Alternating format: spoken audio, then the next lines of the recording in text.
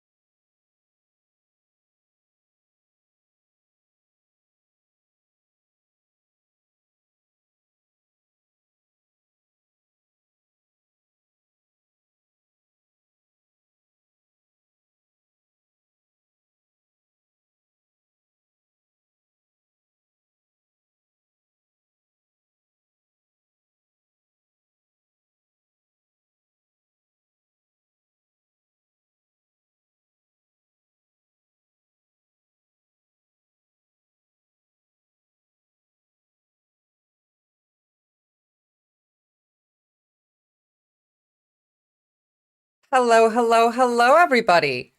What's up? How you all doing? What's up, system admin? Hey, brain matter. I hope you're all doing great. It is actually a good day. We actually have something worth celebrating over. Not to mention the fact that I am officially back. So, hello, YouTube and Twitch. Finally, back at the same time. So, I'm sure all of you saw Zohran Mamdani won yesterday, and I would have streamed, but the CIA decided that that wasn't going to happen. But that's okay. We can stream today, and and we have a lot of funny news to cover. The right is crashing out. They're losing their minds over this. What's up, Jamie Elizabeth? So, I suppose we could just get started. Let's take a look at the map of New York, the precinct map, and let's see just how well Mamdani actually did. Well, it was a sweep. So New York has ranked choice voting, and Mamdani won in the first round. In the very first round. Cuomo did not stand a fucking chance. He did quite well in Staten Island, although it does look like Cuomo did end up taking Staten Island in the end, but it looks like all Cuomo actually did end up winning is Staten Island and the Bronx. Brooklyn went for Mamdani. Queens went for Mamdani. Manhattan went for Mamdani. It is massive. This is a man that the right is calling a socialist jihadist, and he won 43.5 to 36 to the second closest candidate in the center of capitalism in the world. It's New York fucking City. All right, like it's a big deal. Not to mention the amount of APAC messaging and, just right-wing Israeli messaging on how anti-Semitic Zohran is apparently. And Brooklyn still went to Zohran, 49 to 32. Massive. Nobody is buying these lies. Nobody cares. Clearly, what wins is cheap groceries. What wins is childcare. What wins is public transportation. What wins is a personable candidate, a human fucking being that will walk the length of Manhattan 2 days before an election. Oh no, the Twitch stream? No, you're kidding me. It's doing it again?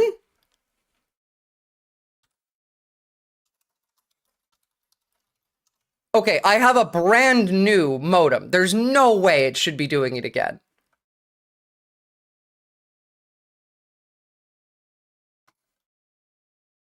It was fine when we were just streaming on Twitch and not YouTube. Whatever. We'll keep going for now, and we'll see what happens after. Jesus, 82%, 85% to 9 in Bushwick. Sorry, 84 to 8 in Bushwick. In Ridgewood, 83 to 10.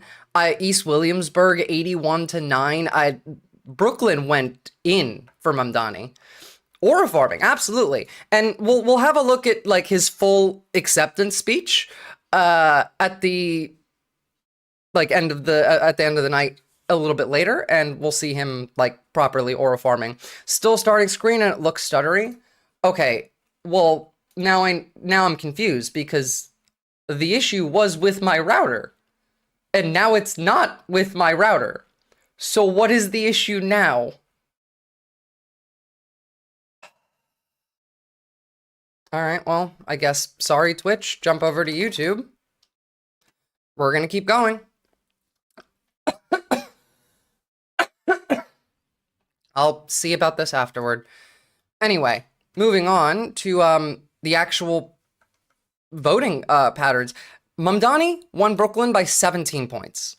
17 points. Manhattan by 5. Queens by 7.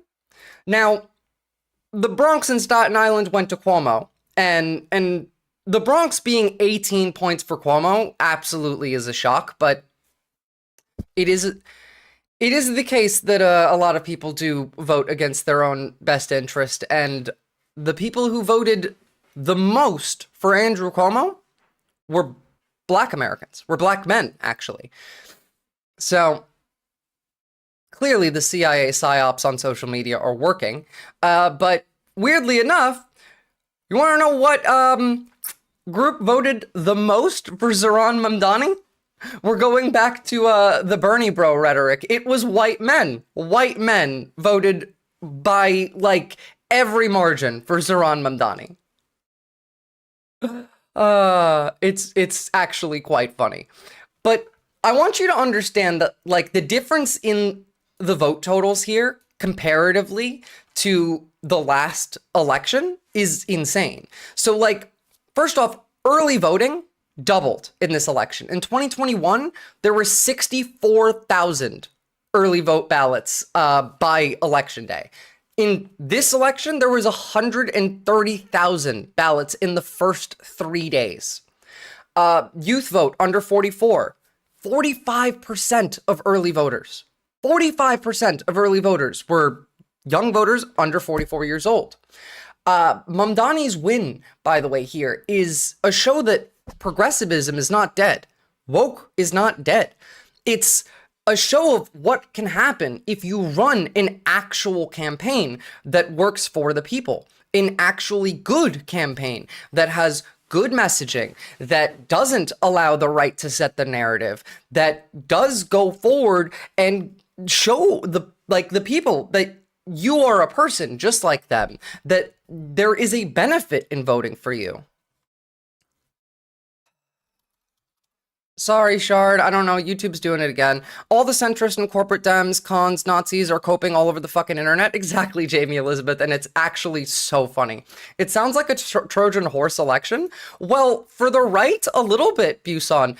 I don't think they expected it to go this well.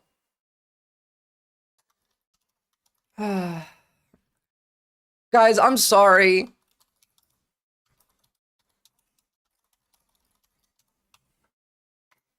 Whatever. Brooklyn strongholds wise, though, if we want to like actually look at the voting totals. Hold on, sorry, I closed the earlier map. Let me open that one up again. If we go and check out Brooklyn, right? If we look at like, I don't know, Bed-Stuy, Fort Greene, where are you guys? Damn, it's been a hot minute since I've been in New York. Opera GX's video pop-out feature once again, paying dividends for me. I wouldn't use it. Hopefully Twitch can get that shit figured out. Yeah, I don't know. It's like, I thought it was my router, and my router did have a problem. Clearly it's not. But Fort Greene and Clinton Hill, Bed-Stuy, Crown Heights, all of these were massive shifts in Brooklyn that went towards Mamdani. He did great in Brooklyn Heights, which is actually somewhere that I lived for about a year. Brooklyn Heights, Clinton Hill over here, Fort Greene, like the part of Brooklyn that is often the most bourgeois seems to have shifted. Your last stream was good. Yeah, because last stream I wasn't on YouTube as well. Chard. Clearly it has something to do with the multi-streaming. Trump posted about how AOC, Jasmine Crockett, Zohran would destroy America. Yeah, I know. We're going to see. There's quite a lot of funny tweets. These people have been crashing out all over the fucking place. I just want to finally get through the vote totals by neighborhood. I just want you to see the sweep for Mamdani in so much of the city. So much of the city. Again, Cuomo only won in Staten Island and in the Bronx. And part of that is stuff like this. So this was before the election. This was Zohran Mamdani on the Subway Guys show, the MTA show. And I don't know, like, I can't imagine most politicians today's day and age being able to have this kind of a regular conversation, this kind of a messaging on any platform that he goes on. Any platform. So what's your take? I should be the mayor. That's true. I don't know, man. Well, I'm getting all these pieces of mail. Hold on here. They keep sending me mail that says that you shouldn't be the mayor. What are these guys I'm saying? sure they are. Let me see. This one says support higher taxes and more fees on New Yorkers. I don't want to pay more taxes. Do you make $1 million or more a year? 100% disagree. So then your taxes are not going up. The only taxes that we are proposing are on the 1% of New Yorkers who make $1 million or more a year. What are you going to do about the price of matcha lattes? 100% not sure. I mean, they're $9. Dude. I only want to make This is you can win this campaign easily if you lower the cost of matcha lattes. The thing is, right? I don't think he actually needs to lower the cost of lattes because he lowered the he's going to lower the cost of fucking groceries.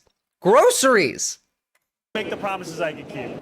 This says NYC can't risk a mayor who supports defunding the police. Well, no matter how many pieces of literature you get sent, I'm not defunding the police. I'm actually working with the police to create public safety by ensuring they can do their jobs, focus on serious crimes, and creating a Department of Community Safety. Which, by the way, will lower crime. We obviously know for a fact that increasing police funding, increasing the militarization of police doesn't reduce crime. If that was the case, there'd be no fucking crime left in the United States. The police are a military force. The NYPD has a fucking submarine. The NYPD has a field office in Tel Aviv. If we needed to militarize the police more, then we did that already.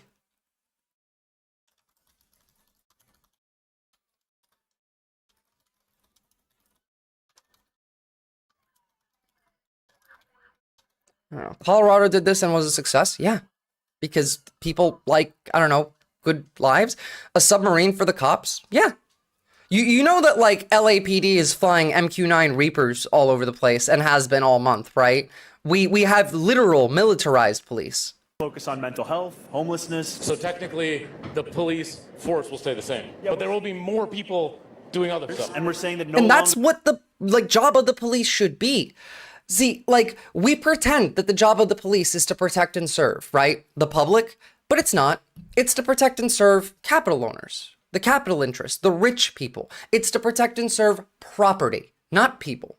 But that's not what their job should be. Their job shouldn't even be fighting crime for the most part. That should be a part of the police's job. But I've said this on many occasions. The way that a police department should function is as community servants. The cop's job should be just as much to, I don't know, help the old lady load groceries into her car at the supermarket car park as it is to, I don't know, stop a robbery.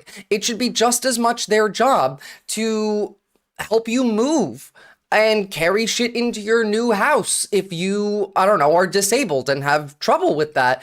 And they're around. It should be their job to help people cross the fucking street, not just being a militarized police force that serves specifically and solely landowners, capital interests, and like that their job should be to work for every member of the community.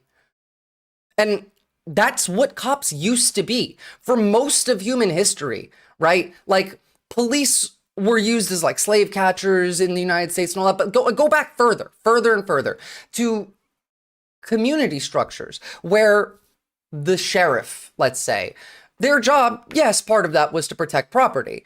And that part I don't agree with, but I do agree with their job was to be the community's helper. Anyone who needed something in the community could go to that cop and ask for help, and that cop's job would be to help them. And I think that that's what cops need to be. Again. No Cal Mike, that's actually a good point. Let me check. I'm only using 50% of my CPU and 60% of my RAM, so.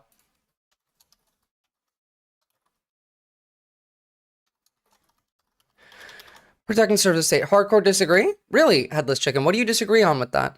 Corporate media is capitalist propaganda and propaganda? Well, yeah, absolutely. And it's not even just like corporate media. It's a lot of just like even regular media, television shows have been giving us propaganda for our whole lives. Do police officers have to do the jobs of mental health professionals and social workers, and instead they can focus on shootings and murders and serious crimes in the city? What the police should do. That makes a lot of sense. You don't see me doing other jobs on the subway. This is my job. This is all I do. Do the job that you signed up. I'm not Let me check driving my the damn GPU. train. No, you're not. All right, this says that My you ping have a is radical fine. plan to put homeless in the subway system. This is just 3 for 3. Okay, that's fucking insane. What, like, why would anybody believe that? What is the benefit? What would be the argument that you could make of like, yeah, let's put homeless people in the subway system and keep them there? Why? What does this do for anybody? Nothing. Absolutely. Hold on, I'm looking to see what my GPU is looking like. Whoopsie. Thank God that didn't just dox me.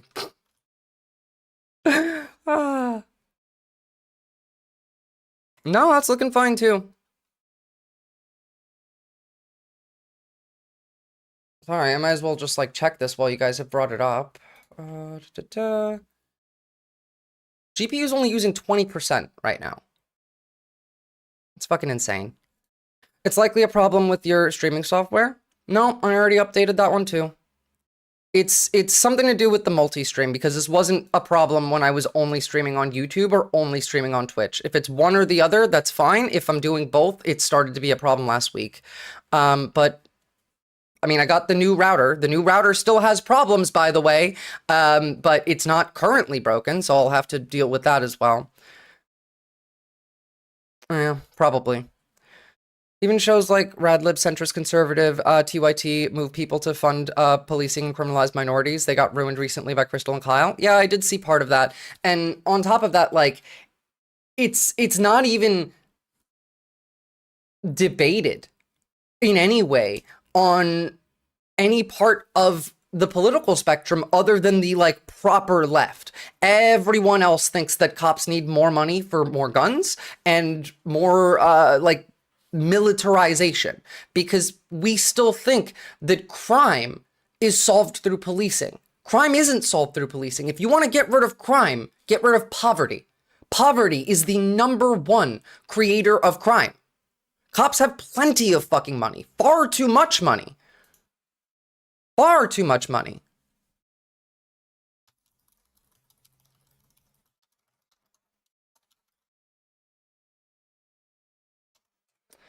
Anyway, this kind of messaging works. A lie that you're And also, you know, he doesn't have to lie like the rest of them do. getting in your literature. Let's look at the little print of who's actually paying for this. This is being paid for by Michael Bloomberg, by DoorDash, and by Bill Ackman. Bill Ackman is a Trump-supporting billionaire. What the hell is DoorDash doing funding an election? It makes no sense. And then finally, Michael Bloomberg. Well, it's dropped both, Headless Chicken. They both have too much money and they spend it poorly. They don't use it for things that are actually helpful in reducing crime, and they have too much money. Like, especially New York Police Department. If you want to fight fascism, you have to move left. Good job, New York City. $8.3 million on Andrew Cuomo's super PAC. That's the same amount of money we raised for more than 20,000 people. That's the kind of mismatch here between ordinary people and billionaires. Should have used the $8 million to subsidize machos.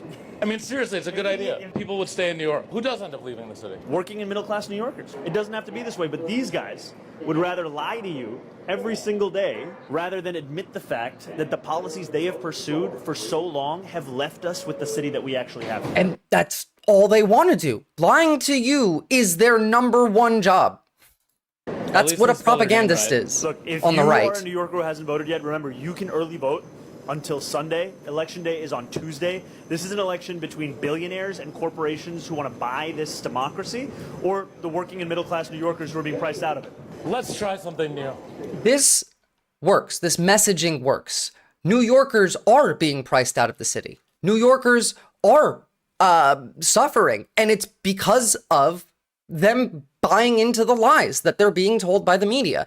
And by the way, I think it helps when you see just how bad the crash out is on the right, because they know that this is really bad for them. And let me make it really clear for all of you. This is our, exit route from fascism. This is our, only shot. I don't want to see anybody talking shit about Mamdani. I don't care, what your political leaning is, as long as you're not a fascist or a Nazi. I'm willing to work with you to fight fascism and Nazism. But the line I'm drawing here is you support Mamdani or you get the fuck out. Fall in line. It's vote blue no matter who, and it's the liberals' turn to continue with that. We did our part. The left did our part. We got this man to win the primary. Now we need everyone else to do their part and get him to be the fucking mayor. And I think that the chances are pretty good. I think, especially from Brad Lander, how Cuomo is talking about dropping out of the Democrats and then running as an independent. All of these are good signs. And I think we need to continue on this path. We need to take this momentum and use it. We need to build on it, because right now we haven't had any proper hope in a while in the United States. The right had failed to fully consolidate their power. Clearly, if they had, we wouldn't have had this result in this election. They were planning to not have any real elections by now. And since they failed, that means that we will probably still have a chance at making electoral change in 2026. Now, obviously, that's a little bit further away. They do still have time to make it harder. We will have an election in 26. It will be a Hungary Turkey style election in which it is rigged against us, but it's still very possible for us to win. And that might be our actual last shot. How surprising do you consider this win? Quite surprising, Busan. I mean, I thought maybe there was a chance that he would win. I definitely did not think that he would win in the first round. And I definitely did not think that he would win in a sweep. I mean, other than American politics, electoral politics, the winner is always going to be the gopher or a Dem outside of the edge cases. And that's what we I mean, he is a Dem, headless chicken. Zohran Mamdani is a Dem. Now, he works with the DSA, but he's a Dem. And so we need the Dems to win. Vote blue no matter who, especially these fucks. Just don't vote blue no matter who when there's other blues, Pick the best blue and then vote for that blue. Taking less than 1% of all elections in the US are won by an independent. Yeah, he's not going to win. There's no way. Cuomo is out. Fuck him. They literally threw everything at Zohran will continue to do so. They tried to kill him. They're going to continue to try and kill him. They're literally calling him a jihadi and blaming 9/11 on him right now. All right, let's keep going, because, again, I want to show you what some of the right are saying now, but I still have to, we need to get in just how bad this was before he even won. And now they've leveled up to a level of Islamophobia not seen since, the Iraq War. We've probably kind of surpassed that already. He's nailing the messaging. found out that his super PAC was sending mail that artificially darkened and lengthened my Oh, I'm not pointing beard you out. to I'm just stoke using the very like fears of what that you said as an division example. in this city. Mr. Cuomo, according to Muslim American organizations, you never made a public visit to a mosque during your 10-plus years as governor. Why the reluctance? Yeah, I believe I have. I would have to check the record. But let me correct the record here, if I might.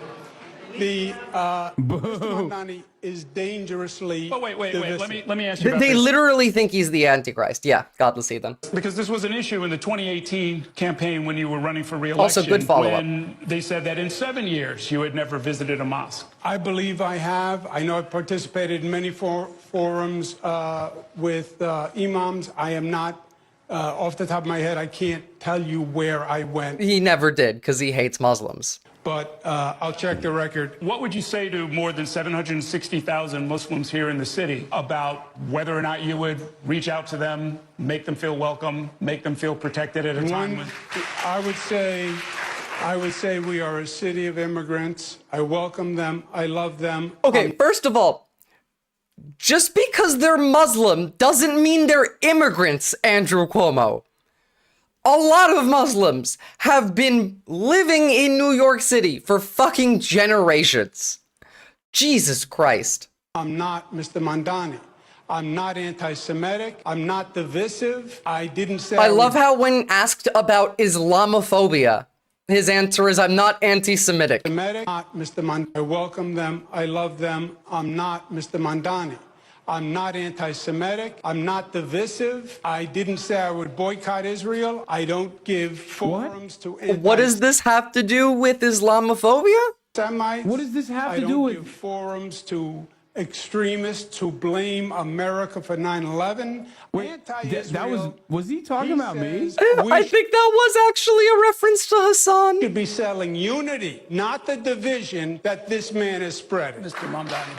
By the way, question about Islamophobia. Ridiculous to hear Mr. Cuomo talk about himself as a man of unity when just yesterday we found out that his super PAC was sending mail that artificially darkened and lengthened my beard to stoke the very fears of There that was literal leaks that came out showing that they took this so much further. They gave him a long ass beard and they put a turban on his head. And then they only realized, oh, that might be a bit too far when they made him look like fucking Osama bin Laden. division in this city. The reason he doesn't have a message for Muslim New Yorkers is because he has nothing to say to us, because he doesn't see us as if we are every other New Yorker. And ultimately, the campaign.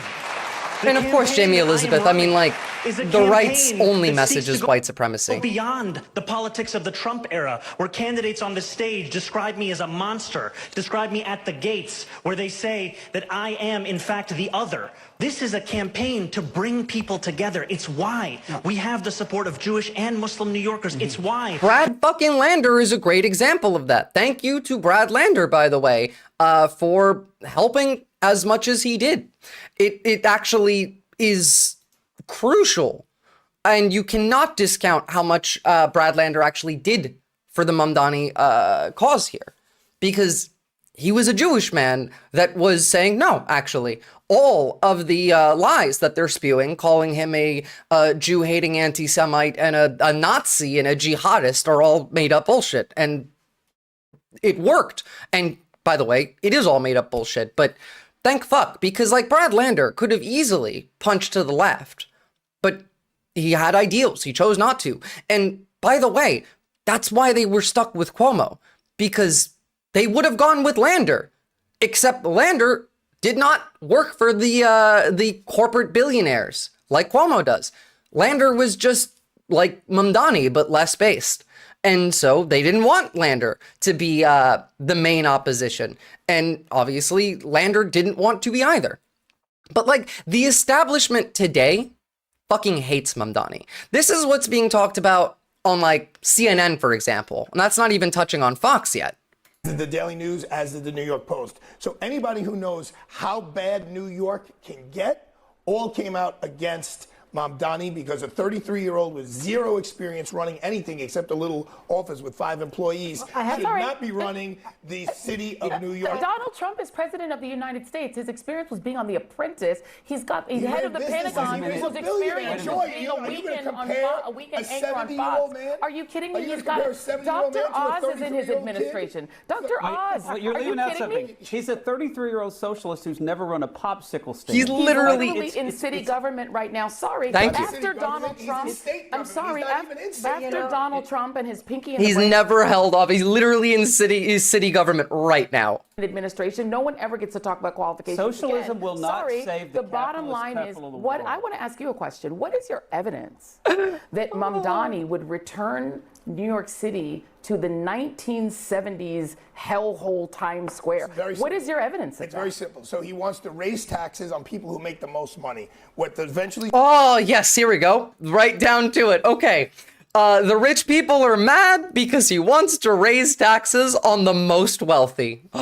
Shocker. What's going to happen is you're going to lose that tax base. Once you lose that tax base, our bonds will get degraded. Now the city budget will not be substantial enough to subsidize not only the cops but the fire department, the sanitation department. Once you start losing Wall Street and people who pay $11,000, $12,000 a month to live on the Upper East Side, That's true, you're depraved done. ambiance. Let me ask and you. go back to the 70s when Gerald Ford said to New York, drop dead. Okay, but and hold the whole on, fiscal Arthur. crisis. But Arthur, just as somebody They'll who take your money by giving it back to you. is just listening to you, you raise the taxes on wealthy people in this city, maybe a couple percent, right? They're already at 50%. Yeah, they're already 53%. and that's exactly my point. Well, I know, and that's the Already thing. Like, paying. you, all you need to do is think. And you can realize that these people are lying for their own benefit. That's all you need to do is just think once. Like, spend 2 minutes creating a thought in your brain. But again, let's keep going. This is from David Frum. He was I think he was a speechwriter under like the Bush administration or some shit. Well, at least we can retire that faded and false lie. Anti-Semitism has no place in New York City. Motherfucker, like, who do you think voted for Zohran Mamdani? It was Jewish people. It was white people. It was everybody in New York except for Black Americans, clearly. He's not even doing anything radical. He's raising taxes to match New Jersey. Exactly. To match New Jersey. That's it. That's all he's doing with that. And that's going to pay for free buses, free trains. That's going to pay for workers' co-ops. Not workers' co-ops, sorry. State-owned, city-owned supermarkets. And that one, by the way, like, is going to make groceries actually cheaper for Americans. The entire thing that half of the country was screeching about last year during the presidential election. I want cheaper groceries. I want cheaper groceries. I want cheaper groceries. Motherfucker wants to give you cheaper groceries. What's your problem with it? Almost 50% of the city in the first round. I know. It's amazing. These people see a Muslim and think Jew hater. It's exhausting. I mean, that's the point, you know, that's why they try and build this kind of messaging. But I do also want you to take in that there are some very funny things, like Richie Torres saying that he wouldn't run for New York governor if a socialist is elected as mayor. In fact, he specifically said that being the governor of New York with a smart and strategic socialist mayor would be an impossible task. Even Richie Torres calling Mamdani smart and strategic here. And good, don't run for governor. Fuck off, Richie Torres. Nice domino effect, I know. Megyn Kelly, thank God we left New York City. New York City thanks you for leaving too, bitch. The fuck out of here. What are you gonna, what real American? I mean, any person on the street that has no pre-existing bias is gonna look at this and say that this is a bad thing. New York is suffering from a crisis, and it's called halalflation. Today, we're going to get to the bottom of this. How much does a plate of halal cost right now from this truck? $10. $10. Chicken over rice, lamb over rice, $10. $10? Yeah. By the way, this video made me the most homesick for New York I've been in a long time. A street vendor, you have to pay for the food, the plates. How much do you have to pay for your permit? Before it was 22K. 17,000. How much does a license cost if you get it from the city? I think 400. And who are you paying? The permit owner. You're not paying the city. No, no, no. You pay the permit owner $22,000 just so you can sell this food. Yes. As in, he has to pay, not to the city. Again, he's paying the person who owns the land that he's set this up on $22,000 to be able to sell this. And then you're paying for that by having to pay more for your food. And who is this? A random guy. Have you ever applied for a permit? Yeah, I'm applied and no come anything. It's long wait. Number 3,800 something. And After 2 years, you're number 3,800. yes. These are the 4 bills that are sitting in the city council right now, which would give these vendors their own permits and make your halal more affordable. But Eric Adams hasn't said a single word about them. If you own the permit, then how much would you charge for the plate? That is true, Jamie Elizabeth. Would you rather pay $10 for a plate of halal or $8? $8. I think $8 is the way to go. No shit. If I was the mayor, I'd be working with city council from day 1 to make halal $8 again. So, how would it taste? Tastes like $10, but it should be 8. Like, that's amazing messaging. That is for every regular person. Schwarzborg, those that didn't leave New York City really love New York. They just liked profits. Like, I left New York City, and I fucking love New York. I will talk shit about New York, but I'm a New Yorker. Like, if someone who's not from New York talks shit about New York, I'm gonna get mad about them. I don't have to live there, but I do miss it. And honestly, this was so positive that for the first time this year, I felt homesick for America for a second. I mean, specifically for New York City, but you know, the rent seekers are scared. Good, fuck them. God, imagine loving a city so much that you'd like hang in when they told you that there was 3,800 people in line. That's civic pride right there. Yeah. Yeah, 100%. And the message of hope that Zohran Mamdani brings, this really is like the combination of things that worked for Kamala Harris, hope messaging, but adding in the things that were missing, actual economic gain for the middle class, for the working class, for the poor, non-working class, for every single person making under $1 million. The fact that he is quoting Nelson Mandela, it always seems impossible until it's done. By the way, what did I tell you guys for months now? There's impossible things happening every day, and they're bad impossible things, things that you could not have imagined, that are happening all the time, that are negative, that are depressing, that are sad, but they're impossible and they're happening. So what does that mean for good things that we think are impossible? It's perfectly reasonable. It's obviously very possible. As long as you don't give up hope, as long as you go out there and fight for it, good things are possible, even under fascism. I've always wanted to live in New York, but I've resigned myself to never being able to afford it. Well, hopefully, our man here changes that. But I do know the feeling. Got to go on duty. I'll pop in as I can. Have a good rest of your day, Adless Chicken. Good to see ya. Put a landlord in a landfill. True. Look at the type of shit that grifters like Dave Rubin are saying. So now let's go to New York City, which is on the verge of becoming a fully failed city. I do not think if New York... Oh, we're right back to the West has fallen, failed city, blah, blah, blah. What's up, Ilirda? City will survive this if this is what happens. This is Polymarket's betting odds for the New York City mayoral race. Zohran Mamdani, who basically is an Islamist. He is out there screaming from the river to the sea and chanting with the Hamas people. They're calling him a fucking Islamist. Jesus Christ. People and everything else. He now has 61% chance of winning over Andrew Cuomo. Zohran Mamdani is a bad dude, and you will have to leave New York City if this guy becomes mayor. Here he is talking about how Muslims belong in City Hall. It is an opportunity for us to show that Muslims He's a Muslim, not an Islamist. I know. City, we also belong in City Hall. Okay, To some extent, he's not wrong. I believe that any law-abiding legal citizen of the United States can hold any office that is possible. Now, his political beliefs are quite horrible, and it's not just as it pertains to Hamas and everything else. He wants to take over rent control from private people who are renting apartments. He is a socialist. He is a self-described democratic socialist, and as you know, they only say. They're like literal. Every complaint is. He wants to make your life better. He wants to make your life better. He wants to make your groceries cheaper. He wants to make your rent cheaper. He wants to give you childcare. Like, what? And this is the shit that they're gonna think is gonna scare people? Motherfuckers are going to personally, on the right, normalize socialist rhetoric by saying all of this shit, and then everyone starts associating all of the good things that happen when he eventually does win in the general election, becomes the mayor. He wants good things? How could he? I know, it's woke and gay, actually. Democratic socialist until they drop the Democrat part, and then they are just socialist. No, you know, dignity is earned.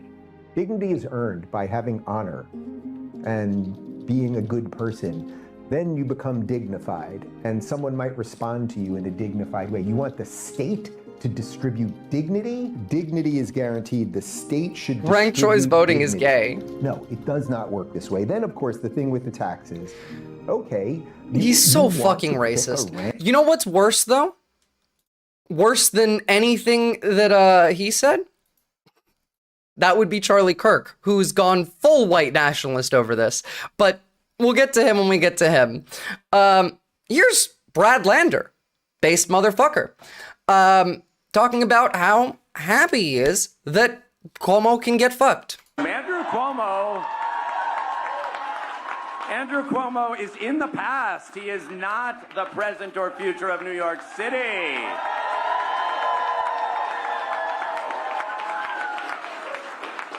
Good fucking riddance. True! If anyone has a brainworm besides RFK, it's Dave Rubin. Nah, he's actually just a Russian puppet, that's all. Did Dave Rubin rip this from his what if alt-hist stream of hallucinations? Maybe. Or probably the Russians just told him to say it. Remember, he was also indicted in that Tenet media trial with Tim Pool, Lauren Southern, and Benny Johnson for taking money from the Russians. He was getting paid, I think it was like $400,000 a month to propagandize. Here's John Podhoretz. New York's soul is rotting. The capitalists are just fucking seething. It is a big fucking deal, by the way, that the largest and really the most related to capitalism, the most capitalist city in the world, the center of American hegemony, just voted in a socialist. That's a big fucking deal. Xenia, yeah, I know Twitch stream is cooked. I don't know what to do about it right now.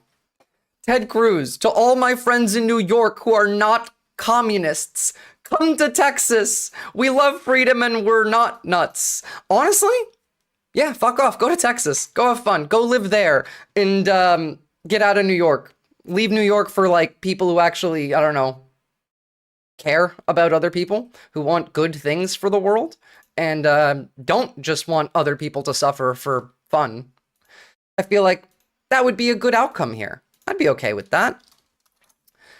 I mean, like, you know, people like this. I don't think they would be all that comfortable in New York, and maybe they could leave. Charlie Kirk going, you know, full Islamophobic white nationalist. 24 years ago, a group of Muslims killed 2,753 people on 9/11. Now a Muslim socialist is on pace to run New York City. Is Mamdani the guy who did 9/11? He's not even the right kind of Muslim or brown, by the way. Like, he's not the right kind of brown. He's not the right kind of Muslim. But does it matter? No. Well, yeah, Charlie Kirk is literally a Nazi, so, you know. Here's a based Turk who wrote this, and I agree with this, by the way. Zohran Mamdani defeated the harasser, murderer / corrupt Cuomo to win the New York mayoral primary. New York is a metropolis with the world's largest GDP, full $2.5 trillion. Mamdani also wins the election. New York will have its first anti-Zionist and socialist leader. And I think that's amazing. And I think that this would easily go like miles towards showing Americans that just because you're a socialist doesn't mean that you're going to destroy, I don't know, New York City. In fact, this will improve New York City in every possible way. Zohran is sexy too. I mean, yeah, comparatively. Oh, by the way, Mamdani won Hakeem Jeffries' district. Hakeem Jeffries is District 8, and Mamdani won 44, whereas Cuomo got 42 in that district. So who's going to primary Jeffries? Because, you know, if Mamdani can win Jeffries' district by 2 points, I feel like we can do better, especially with this momentum that's now building up behind us. Murder because of nursing homes or something else? Probably because of nursing homes. Fuck Hakeem Jeffries. Zohran Mamdani, we can demand what we deserve. Speaking to his supporters in New York City and the world last night, we have won because New Yorkers have stood up for a city they can afford, a city where they can do more than just struggle. And we're going to watch his full acceptance speech. But this, from the acceptance speech, was fantastic. I mean, not even like, I don't think that he wouldn't have done this. Obviously, the coalition that was formed between Brad Lander and Zohran Mamdani helped quite a bit. And thank you to Brad Lander for that. But it's just so wholesome. After months and months and months of nothing but a politics of hatred and despising like the right and watching the most evil, sadistic shit happening, it's so nice to see. About the need to bring this city together as he called me to concede the risk.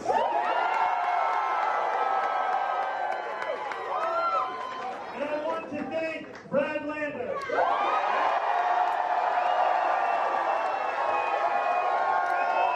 Massive W. And look at Brad Lander's response, by the way.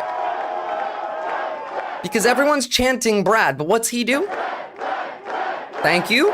And then, but chant for Zohran. Now that is a ride or die. That's America's mayor, baby. Hell yeah. Oh, and Zohran Mamdani says trans rights, by the way. New York Post framing this as a bad thing, but Zohran Mamdani wants to spend $65 million on trans medical treatment, including for minors, if he's elected New York's mayor. Good. People deserve medical treatment, including children. Shockingly. Oh, and Zohran Mamdani has said that he would arrest Netanyahu if he visited New York City, if elected mayor. Also incredibly based. Now, remember that the United Nations is in New York City, which means that Netanyahu would not be able to come to the United Nations. And specifically, the last time he came to the United Nations, he literally launched airstrikes into Lebanon, I believe it was, from his hotel room in New York City, which is insane. And he won't be able to do that next time. Now, hold on. Just getting a couple more links open.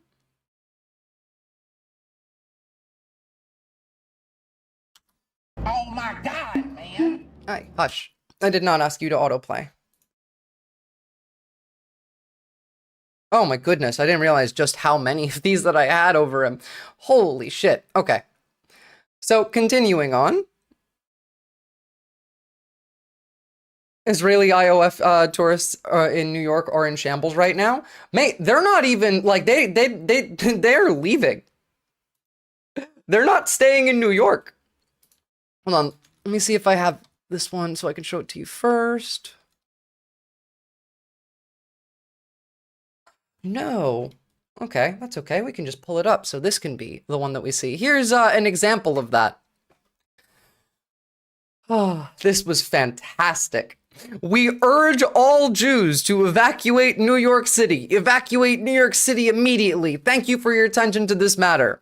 And then there's this, other Jewish person. You first. We are in Israel. Shocker. Imagine being in Israel shouting at New Yorkers to leave New York City. Specifically, Jews in New York who voted for this. Jews aren't in danger in New York City. In fact, Jews are probably in less danger in New York City than the rest of America right now.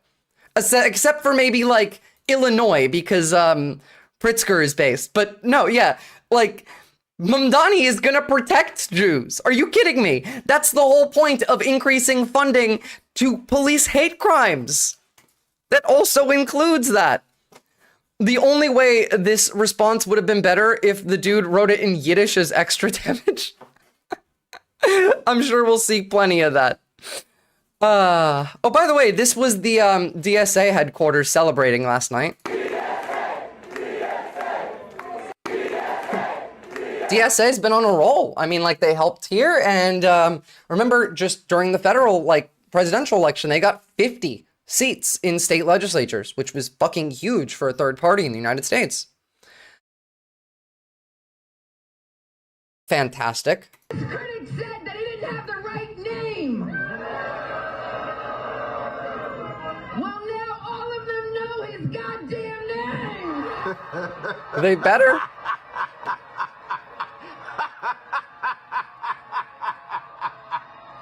They better learn it if they don't.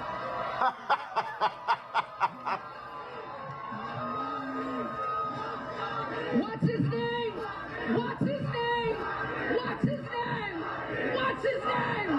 What's his name? Oh, it's so good to have some joy. What's his name? Ladies and gentlemen, I present to you the Democratic nominee for the city of New York, Zohran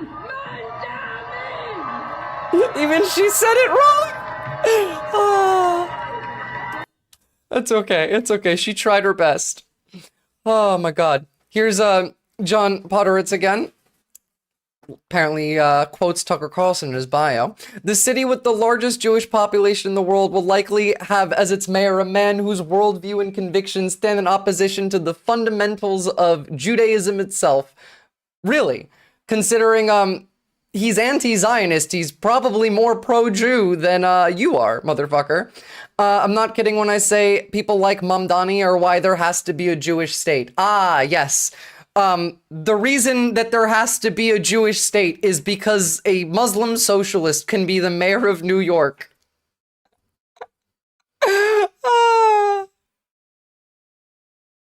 My God. And here's my favorite, because this is really bad strategy from the right. Here's Stephen Miller.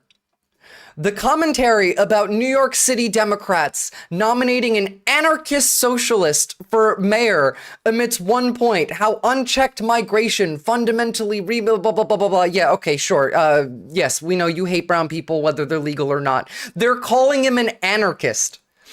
Can we agree to the fact that this is going to backfire on them? Because Americans have a ingrained negative view of socialism over decades of propaganda, but Americans do not have that much ingrained messaging and hatred against anarchists. Most Americans don't know what the fuck an anarchist is. I mean, to be fair, most Americans don't know what the fuck a socialist is, but they know even less about this. And the end result to this would just be people starting to associate anarchism with cheap fucking groceries. They called this dude a trot, an anarchist. They're just throwing words out. That's true. Replacement theory, grr, natural white mayors are being driven to extinction. No, but like clearly they are just white nationalists. Stephen Miller is Goebbels / Himmler. He was more dangerous to the Jews in New York City than anyone else. He still is, might I add. Oh, and I said this yesterday, and it is true. The first tweet from Donald Trump about Mamdani was going to be incredibly funny, and it was incredibly funny. It finally happened. The Democrats have crossed the line. Zohran Mamdani, a 100% communist lunatic, has just won the Dem primary and is on his way to becoming the mayor. We've had full radical lefties before, but this is getting a little ridiculous. He looks terrible. His voice is grating, really, from you. He looks very not smart. You sound very not smart. He got AOC +3, dummies all backing him, even our great Palestinian senator, crying Chuck Schumer. Again, just using Palestinian as a slur there for whatever reason. Is groveling over him. Yes, it's a big moment in the history of our country. All right, here's where we need to get serious for a second. This is the, beginning, right? Winning this election, the primary, was the fucking easy part. Winning the general is the easy part. They're gonna try and kill him. They might invade New York City like they did Los Angeles, or worse. They're going to go out of their way now to switch their rhetoric to every kind of anti-leftist, anti-socialist, anti-communist. They're doing the full, first they came for the communists and the socialists. Now, that's the only path forward they have. Not to mention the levels of Islamophobia that are even greater than the Iraq War era. Yeah, straight up rewound the clock to 2K3. Not even, really. I mean, there's definitely parts of that, but this is a big risk to everyone else on the left. We should not fall for this, but most Americans don't know how to do critical thinking. They don't know how to do analysis. They don't know what's propaganda and what's not. And a lot of people just kind of believe shit that they read from Trump anyway. I mean, granted, there's literally propagandists out there saying if Trump says it, then it's true, because what's true is based on whether Trump said it or not. I'm pretty sure, I think Charlie Kirk said this a couple weeks ago, in that, if Trump says it, it's true, and if Trump doesn't say it, it's untrue. They are brainwashing the public. They've been brainwashing the public. And this is going to be used as a justification to come for us, to come for everyone on the left. This was a longer one. God. Oh, well, I'll have to have a look at this one for a second. We'll keep going in the meantime. But, again, just to show you, this is where the fight actually starts. This is Charlie Kirk. Now, you might say, oh, let New York do whatever White New York's going to nationalist. do. It doesn't matter. Everybody, first of all, this is part of our turf, too. It's still in the United States of America. It's not some foreign land. But understand, the biggest looming issue in front of us is Project 10 Million. Project 10 Million is us removing 10 million illegal invaders in the interior of the United States. Okay, we'll watch this one in a second, actually. Let me get through some of the rest of Charlie Kirk's messaging, especially this one, which relates specifically to this. 10 million illegal immigrants, he said in this video. You know what he's saying in this tweet? The lesson from New York City is that both illegal and legal immigration can ruin your country. Oh, suddenly it's, we need to get all of the brown people out, not just the illegals. Well, they've been doing that already, but, again, this is how they drop the euphemism. This is how they continue to no one is illegal. Yeah, there's no, that terminology needs to die by the end of this. The only illegal people should be Nazis, but whatever. It's not just the open border, it's also the suicidal mass legal migration policies, bringing in over 1 million people a year, green cards, chain migration, blah, blah, blah, blah, blah. They want everybody out of the country that is not white and Christian. They want a white Christian ethno-state. They've been saying this for a long time. They've been deporting Irish undocumented immigrants. I'm sure they've been deporting Irish documented immigrants. 70 U.S. citizens have been sent to Gulag so far, and that's from just confirmed sources, like the ones that we know. And I want you to remember that nobody during World War II, including the, Germans who were anti-war, knew just how bad the camps were until we liberated the camps. Nobody had a fucking clue just how bad it was until it was over, until we stopped it. So I want you to remember that when we see numbers on how many US citizens are sent to the gulag, or, you know, whether it's illegals or not illegals or criminals or not criminals. And realistically, none of these people are criminals because none of them go to a court.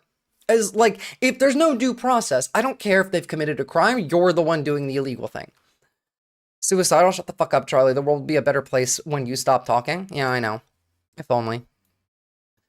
Like, it is just straight up Nazi propaganda. He yearns for a modern Habsburg jaw. He does. He does. Give me your tired, your poor, your huddled masses yearning to breathe free. Xenia, you know, like a couple months ago, Matt Walsh said that that was a gay poem that we should return to the French, right? We are like an inch away from SCOTUS greenlighting on full Nazi Germany birthright citizenship. They already greenlit the camps. Yeah.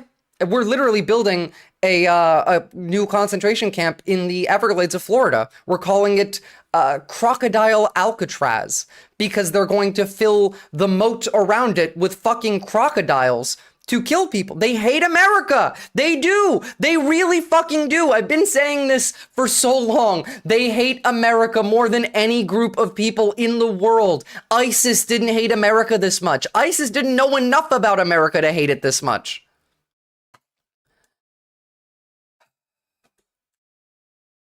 14's arrested for tearing down rainbow flags and cutting them up with rainbow scissors in Georgia. The American left, if you burn down whole city blocks and riot, you'll probably get a financial settlement. If you invade the country, NGOs will pay your legal bills. By the way, like they say riot like this, right? For, I don't know, protests in Los Angeles, but this is what happens when like Philadelphia wins a fucking football game. You guys won! Oh my God. Yeah, Jerry. Me to unflip a car, Jerry. Riddle me that, bitch. Jerry, there is feces in the road, Jerry. You know what? This is why. This is exactly why your mom. This is Philly after they win a fucking football game. After the Super Bowl for this one. And yet, apparently the protests in Los Angeles are riots and invading the country. These people are criminals. Damn, that's crazy, dog. Prove it. Literally. You want to know who I think is the actual criminals here? Here, let me show you. I was going to hold this off for a little bit later, but I think it fits in perfectly. This is who I think the criminals actually are. People like this. Hate crimes are bad, actually. Yes, they are. And it's also bad to arrest people in wheelchairs for protesting getting their healthcare taken away.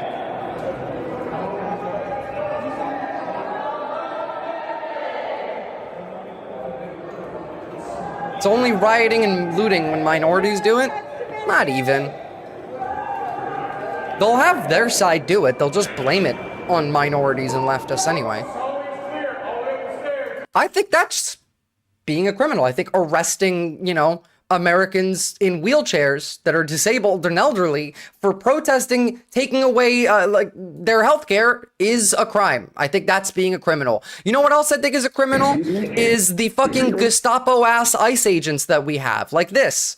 Excuse me? Hear me? I'm just saying hello. What's going on? Actually, I think that this entire confrontation is a hate crime being committed by the ICE agent. How you doing? Good. How are you? I'm okay. I'm okay. We having a good day? Yeah. You feeling good day? Yeah, feeling blessed. I'm with immigration enforcement out here, just helping everyone out, making sure we're all, you know, supposed to be here. You got where you're from. You got say anything to me. I don't owe you nothing. Oh. I'm a U.S. citizen, so leave me alone. Oh, I think we'll have a discussion about it. I'm having no discussion. Okay. Well, go ahead and show out your papers. You got your ID. Anything. Okay. Well, you're not going anywhere, my friend. Excuse me, my friend. You're not going anywhere. My cart. I'm immigration enforcement. Touch my cart. I think I'm going to touch your cart. Fuck ICE, man. You're not going to. ICE needs to free the hostages. They're a terrorist organization, and fuck them. We're going to end up in jail. I'm a U.S. citizen. You're not going to touch me. Okay. I think we're going to have a conversation. I live in America. Okay. So go to hell. Go to hell. Okay. Yeah, you go to hell. Right. I'm here to shop and do my business. I don't owe you nothing. Okay. So you're going to show me some papers. Okay. Yeah, ICE legally cannot detain U.S. citizens, by the way. Okay. We'll see how that goes. Move. You're not going anywhere, my friend. Move. You're harassing Amigo, we're not going anywhere. You know what? I'm going to call my police. Call your police. Who do you think they're going to call? I'm going to record. Honestly, again, and stop like feeling the pressure to not call them Nazis. Call them fucking what they are. Call them Nazis. And if you don't want to fight about that, call them zombies. Call them demons. Call them liches and ghouls, because they are demonic. The person recording this, the fucking agent, is demonic. Please do. I am. What do you think we're out here doing? We're trying to do this. I don't need you to harass me. You don't need anything. Doing my shopping. I'm not worried what you need. I'm not bothering you. You leave me alone. You're definitely bothering me. I'm not bothering you. Did you pay for that drink you've been drinking out of? You go to hell. Go to hell. Okay. That's right. You're not going to touch me, and you can't touch me. I have no interest. You're not going to touch me. I have gloves, so I don't have to. I don't care. I don't. You can wipe your ass. I don't want to touch dirty people like you, my friend. I mean, like, what do you like? He literally is saying that you're dirty because you're brown. And this is the people that we think should be, I don't know, armed and sent out to go door to door and arrest people for the evil Nazi government. Like, what do you want me to say? We know that these people are working contractedly. We know that they're not actually working for DHS. We know that we have recruited them from white nationalist organizations, from prison, from the Proud Boys, from the Oath Keepers, from the Klan. Where the fuck do you think the people are learning to be like this? It's through their community. It's the culture, the fucking crazy right-wing culture that is pushed on every American, mind you, because these people aren't born this way. Not all of them. They're made this way. It is about the social, psychological, and material conditions that you grow up in and how you engage with them. And when you incentivize this kind of behavior, this is what happens. Now, some of these people were probably like this from childhood, but a lot of them probably weren't. A lot of people lost their mind in the last 10 fucking years. Remember that Nazism was not something that even the right thought positively of until, like, Steve Bannon normalized it during the first Trump administration. Hector, you need to calm down. You're gonna find yourself. Are you guys watching this? Did he? It's not fair, right? Has he paid for that drink? Has he paid for that drink? You paid for that? Are we stealing? Are we stealing now? This is my drink. Listen, I know you like to steal. I get it. Listen, I know you like to steal. I know I get you come over here to steal jobs. Like, these people are demons. I can't say what I actually think should happen to this person. Come over here, steal jobs. Coming over here, taking jobs for somebody else. Listen, we're gonna get you where you go, my friend. We're gonna get you where you go. No, you know what? Fuck it. I can. I think that ICE agents like this need to get thrown into the gulag. I really do. I want to go full fucking Lenin and Stalin on them. Put them in the gulag. That's Project 2028, motherfucker. We're putting ICE agents in the gulag this time. From you. You go find somebody else. Okay. You're not gonna He's been waiting his whole life to get to do this. Yeah. If you aren't the problem, then we'll have nowhere to send you, right? You're supposed to be here. Is this your heritage? You belong here. Do you, motherfucker? Do you? I got gloves on. I got no interest in touching you, but we'll get someone down here. Will put them somewhere where they belong. Okay. They got a lot of words. I'm glad you're in English because I have interest in touching this fucking ICE agent. Might not like it, but you know. Yeah, mainstream Republicans were embarrassed by Charlottesville as recently as 2019. Literally, yes, Charlottesville was bad for Republicans. Remember that a lot of Republicans came out and were very upset about it. Trump had to go out there and pretend to not like Nazis. Bring back shame. Is this your heritage, bro? Was your daddy a slave catcher? Say something else, my friend. I'm just telling you, you've been warned. They are. They're disgusting fucking demons. Why do you think we're in here? You're harassing me. I'm not harassing you. You are. If you don't have documentation, you're going to have a long night, aren't you? Yeah, it gets warm sitting in that cell, doesn't it? I'll have to show you nothing. Okay, cabron. One day, yeah. On the other end. Oh, it's going to be me? That's right. I think I belong here, right? And see that I'm not a smurf, so what? If I'm fucking demons. By the way, remember that it doesn't matter whether you're a citizen or not. Pulling it, did you look at this man? This one right here. Pulls the gun out on just a regular protester, pointed at his head. By the way, look at how he's holding that gun. This guy is not trained in this. That's not how you hold a gun. You don't wiggle it sideways like that, like you're in the fucking movies. What are you, in the Boondocks, motherfucker? Does this guy have papers proving he's not a smurf? Like, who knows? Yeah. Like, literally like a thug. I know, depraved ambiance. The thug is the ICE agent.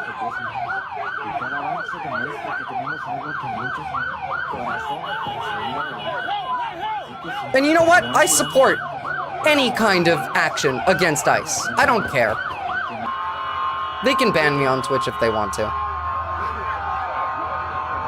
It's your American, like, it's your duty as an American citizen, a human being, to try and make their lives as difficult as possible.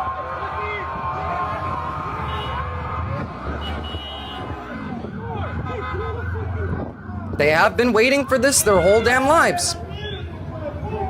The boot of capitalism. I want to shove that boot right up their ass. Defending against ICE is community policing. Remember that you don't know if these are real ICE agents or not. We have multiple confirmed cases of people pretending to be ICE agents and kidnapping people, robbing people, raping people. Like, there's no way for you to know. And so I would go as far as to say, assume that it's not a real ICE agent. Ask for an ID, ask for a warrant, and if they don't have one, and they usually don't, then you don't have to fucking believe them. Fuck them. They're not ICE until they prove it, and make it hard for them to prove it. Always assume the civilian is being kidnapped. I mean, they are being kidnapped. Even if ICE is doing it, they're still being kidnapped. They're terrorists that are coming into American cities, breaking down your door and kidnapping you, and then trafficking you to other countries half the time. Remember, we have had the Supreme Court now say that they can just send you to foreign gulags. We're building a new concentration camp in Florida. We're making Guantanamo bigger. Like, protect yourself with the full extent of the law in your state. And if you did something that you thought was legal at the time, because you did not believe that this was an ICE agent, and let's say that thing that you did isn't legal because it was an ICE agent, well, now the conversation is, well, I should have to prove that they are ICE, which was always the fucking case. That's why they have warrants and badges and uniforms, you know? But, you know, maybe we forgot about that, you know? Maybe we need to remember why, etc., etc. I'm doing my best to not be numbed by all this. It's damn hard. Don't feel like you have to not be numb to it, but don't be numb to it either. Just fuel yourself with the rage and contempt and disgust at these fucking demons. And if you need to numb yourself to be able to continue to function and to, I don't know, fight against them, as long as you're not so numb that you're not paying attention, that's fine. It's a method of coping. But we need you, like every one of you, all of you, to continue to pay attention to all of the horrible things that they're doing, and to use that to fuel yourself and to fight back, because this is the only way that it's going to change. No one's coming to save us. No one is. We have to do it. We have to do it. Now, back to Mamdani. Yeah, if you're not mad, you aren't paying attention. Zohran Mamdani will absolutely move to shut down every single synagogue and Jewish nonprofit in New York City. That's a lie. You need to be able to engage with these people, even the most disgusting liars and grifters, the most open bullshitters, to be able to know at least what the other side is saying and what they're planning, what they're trying to accomplish with their rhetoric and their messaging. Self-care is important. That includes taking a break or numbing your emotions briefly, but come back and fight when you can. Exactly. Exactly. The kids in New York are soft losers that want free stuff from socialists. The kids in Israel are warriors that know they'll never get anything for free in life. Motherfucker, we pay. American taxpayers pay for Israelis to have free universal health care. It's not just giving them guns and bombs to go kill children. You don't get health care, but you pay for Israelis to have health care. Now, personally, I think they should have health care. I just think that so should you. And I don't think you should have to pay for it. We pay for their health care. Maybe we should stop doing that then? Maybe. You know, 5% tax on income, tuition in public universities, heavily subsidized by state pensions in a robust welfare state. We pay for that shit. That's infuriating, no? Yes, it fucking is. Considering we're living in a country in which you die from lack of health care, someone goes and kills a healthcare CEO, and what does the state do? It gives all of the CEOs in New York City socialist group therapy that you pay for. All of those CEOs get to have a nice little group therapy session that you pay for. But do you get healthcare? No, actually you get less healthcare than ever before. Well, ever before prior to the New Deal. Or rather since the New Deal. They're evil. All right. Do you guys want to watch Zohran Mamdani's victory speech, or shall we move on to other topics? Because we do have quite a lot to talk about today. It's up to y'all. 60,000 plus people a year die in the US from lack of health insurance and inaccessible health cards. Yeah, absolutely. I mean, it's a victory speech, so of course it's going to be like a bit yappy, but I haven't seen it. Speech sounds fun. Yeah, hell yeah, let's do it. Let's do it.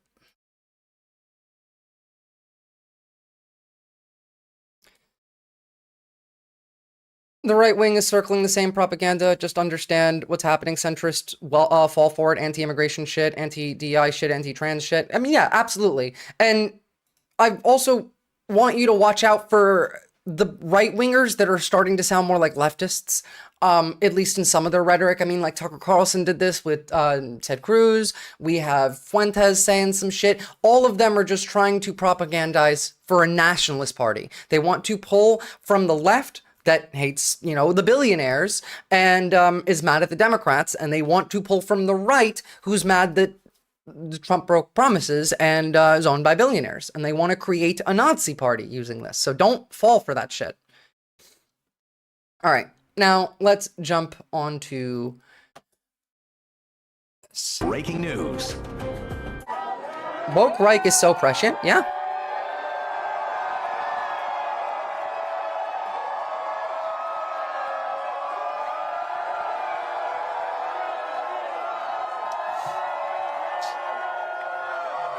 It was a correct label, and we saw it. I mean, everyone calls them woke now. It's not even like the left even. The right call other right-wingers woke. One second, I'll be right back.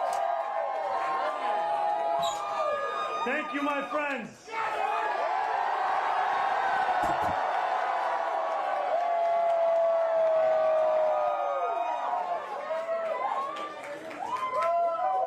Tonight, we made history. Definitely did. In the words of Nelson Mandela, it always seems impossible until it is done.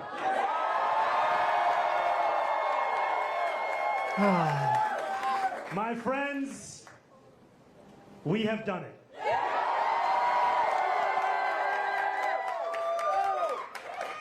I will be your Democratic nominee for the mayor of New York City.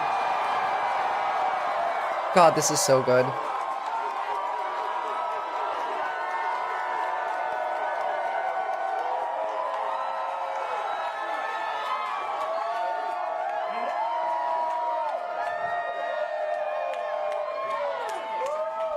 An hour ago,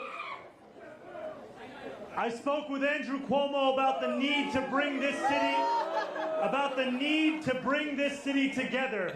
Everyone hates Cuomo so fucking much. I'm also Zohran pilled. All of you need to be if you're not already. Told me to concede the race.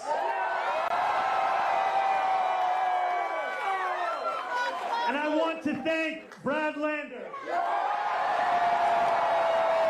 Goddamn right.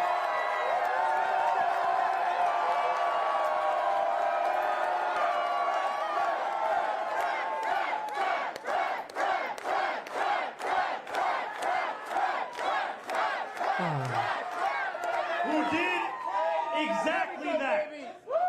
Together we have shown the power. He ran the literal best campaign I've ever seen. Mind you.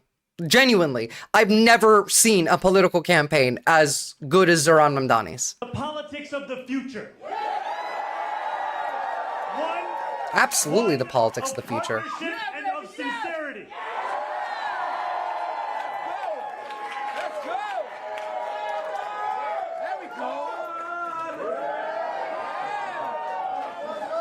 Today, 8 months after launching this campaign, mind you, while we're watching this is what Eric Adams, the current mayor, is doing. Hanging out with Diddy.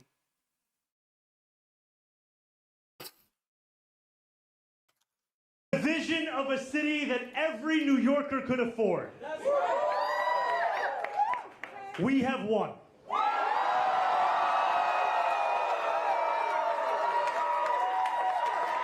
We have won from Harlem to Bay Ridge. We have won from Jackson Heights to Port Richmond. We have won from Maspeth to Chinatown. Fuck yes, man. We needed this so much, guys. We have won because New Yorkers have stood up for a city they can afford. A city where they can do more than just struggle. Depraved Ambiance, as his political counsel, I urge him to continue doing that. In fact, I urge Cuomo to join him. One where those who toil in the night can enjoy the fruits of their labor in the day. Where hard work is repaid with a stable life. Where 8 hours on the factory floor or behind the wheel of a cab is enough to pay the mortgage. Oh, God. That's such good messaging. Keep the lights on. It is enough to send your kid to school. Where rent-stabilized apartments are actually stabilized. Yeah. Where buses are fast and free. Where childcare doesn't cost more than CUNY. And where public safety keeps us truly safe. And it's where the mayor will use their power to reject Donald Trump's fascism. Such amazing messaging. This shit makes me actually want to go back to New York. I mean, I can't and I wouldn't, but if like in a regular, real, like not terrible timeline, yeah. To stop mass ICE agents from deporting our neighbors. Fucking yes! And to govern our Although, city stop as calling a it model deportation. for the Democratic Party. No one's deporting anybody. A party where we fight for working people with no apology. A life of dignity should not be reserved for a fortunate few. Oh. It should be one that city government guarantees for each and every New Yorker. We deserve this kind of shit, guys. We've deserved this messaging our whole fucking lives, and the only reason we don't have it already is because rich motherfuckers won't let you. This is us winning. Us forcing this messaging. And this is how we make socialism, left-wing messaging normalized in this country. We stop allowing the right to define the narrative.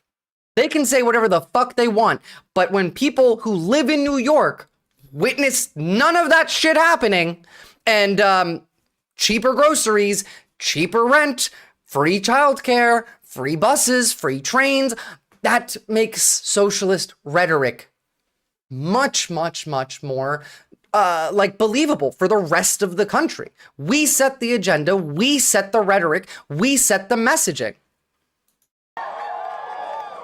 If this campaign has demonstrated anything to the world, it is that our dreams can become reality.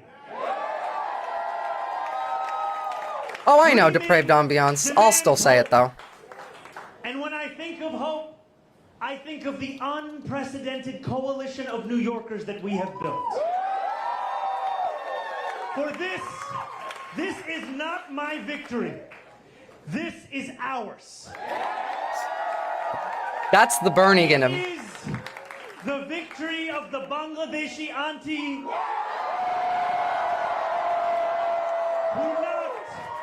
who knocked on door after door until her feet throbbed and her knuckles ached.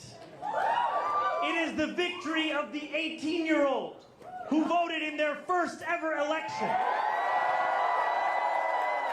And it is the victory of the Gambian uncle who finally saw himself and his struggle in a campaign for the city that he calls home. This is amazing. Again, after months of nothing but hatred, bigotry, evil fucking shit coming out of every politician's mouth, this is refreshing. Demand solidarity. And when I look out at this room and out onto the midnight skyline, that is what I see. Canvas launches that continued in the pouring rain. Children who called parents. Strangers who care about those they will never meet. A New York that believes in each other and in itself. This is solidarity. And It is solidarity. This is how we win. And above all, dreaming demands work. Last Friday night, as the sun began to drop in the sky, I set off on a 13-mile walk from the northernmost tip of Manhattan to the base of the island. Which, again, is amazing considering they're trying to kill him. They have tried to kill him just last week, and he still walked the entire length of Manhattan. He still had people coming up to him, recognizing him. He still had tons of clips on social media. He still was walking up to people and having conversations, even with people that didn't like him. And it is the most real politic behavior I've ever seen. I mean, like, real politics, real working politics. Gonna get CIA'd at this rate? I mean, they're gonna try for sure. We began in Inwood, where music played and neighbors set out dominoes on the sidewalk. It was 7 p.m. The weekend had arrived. For most people, the time for work was over. But this is New York, where the work never ends. Waiters carried plates on 181st Street. Conductors drove the subways that rattled high above 125th. And world-class musicians tuned instruments as we passed Lincoln Square. By the time we made it downtown, a crowd marched behind us. A living embodiment. Meanwhile, this is the fantasy land that the right's living in. Candy hate for mayor. He has a message of hate, does he? Of the energy and purpose that defines this campaign. Still, long past midnight, New York worked. Garbage trucks weaved through empty streets. Fishmongers carried in tomorrow's wares. And when we finally arrived at the Battery at 2:20 a.m. in the morning, the workers who run the messages of love do come off as messages of hate to the right, and that's because they are incapable of feeling love. So anything that threatens their message of hate is a message of hate to them. Ferry were on the job too. Just as they are every hour of the day, every day of the week. They see empathy as sin. They do. Carried a dream with them that night as they labored. Just as each of us dreams of a New York that is more hopeful and affordable for all. And we have worked hard. They're not even just inhumane people. They're anti-human people, Xenia. This has been a historically contentious race. one that has filled our airwaves with millions in smears and slander. I hope now that this primary has come to an end. I can introduce myself. Political theater is necessary. It's just how you go about doing that political theater. Exactly. It's necessary. The idea of Mamdani going and walking the entire length of New York, was that political theater? Yes. Did it accomplish useful things? Also, yes. Now, then take that and then flip it into a different example. Is renaming the Gulf of Mexico the Gulf of America political theater? Yes. Did it accomplish anything worthwhile? No. It's like political theater is another word like propaganda, where the actual meaning of the word is neutral. We assign whether it's positive or negative based on how it's being used. I lose mental strength when I see so much hate. GS, I need you to gain mental strength when you see that much hate. I need you to let the hatred of that hatred flow through you, because the only way that you can put an end to hatred is to be intolerant of intolerance. You have to hate the haters. You have to be intolerant of the intolerance. It's the Kendrick Lamar method. Hate authentically, hate unapologetically. Just make sure you direct that hate at people who deserve it, or rather, demons and zombies and ghouls. Not as you've seen me in a 30-second ad or in a mailer in your mailbox, but as how I will lead as your mayor. I will be the mayor for every New Yorker. Whether you voted for me, for Governor Cuomo, or felt too disillusioned by channel it into they're not like us. Goddamn right. Political system to vote at all. I will fight for a city that works for you. In fact, I think that you are superior to every MAGA supporter. Every one of you, everyone in the world who can recognize that these people are evil are superior to MAGA. As a human being. And I mean that literally. I mean, your brain has more development than theirs does. You are physically different to them. And I've done a video on this. It's on the YouTube channel. Authoritarians have smaller brains, smaller parts of specific parts of their brains. And these differences result in an inability for these people to feel compassion, empathy, to do critical thinking. And it's not their fault. No one's innately born like this, obviously. Every person is born equal, but all of us don't die equal. And you are better than them. Affordable for you. That is safe for you. I will work to be a mayor you will be proud to call your own. Hell, I'm proud to do it now, and you're not even the mayor yet. I cannot promise. Or my mayor, for that matter. Agree with me, but I will never hide from you. If you are hurting, I will try to heal. If you feel misunderstood, I will strive to understand. Your concerns will always be mine, and I will put your hopes before my own. And I know that those hopes extend beyond our 5 boroughs. There are millions of New Yorkers who have strong feelings. Please do, Headless Chicken. I'm sure, like, I've already seen that study, and we've linked 2 already that are very similar. But yeah, also right-wingers are far more likely to be violent. They're far more likely to kill you. They're far more likely to be violent in public. They're far more likely to be violent domestically. White conservative men are by far the most likely to do domestic violence in the United States.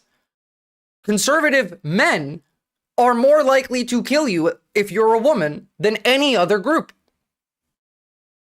They're violent because they're incapable of feeling negative feelings without reacting to them.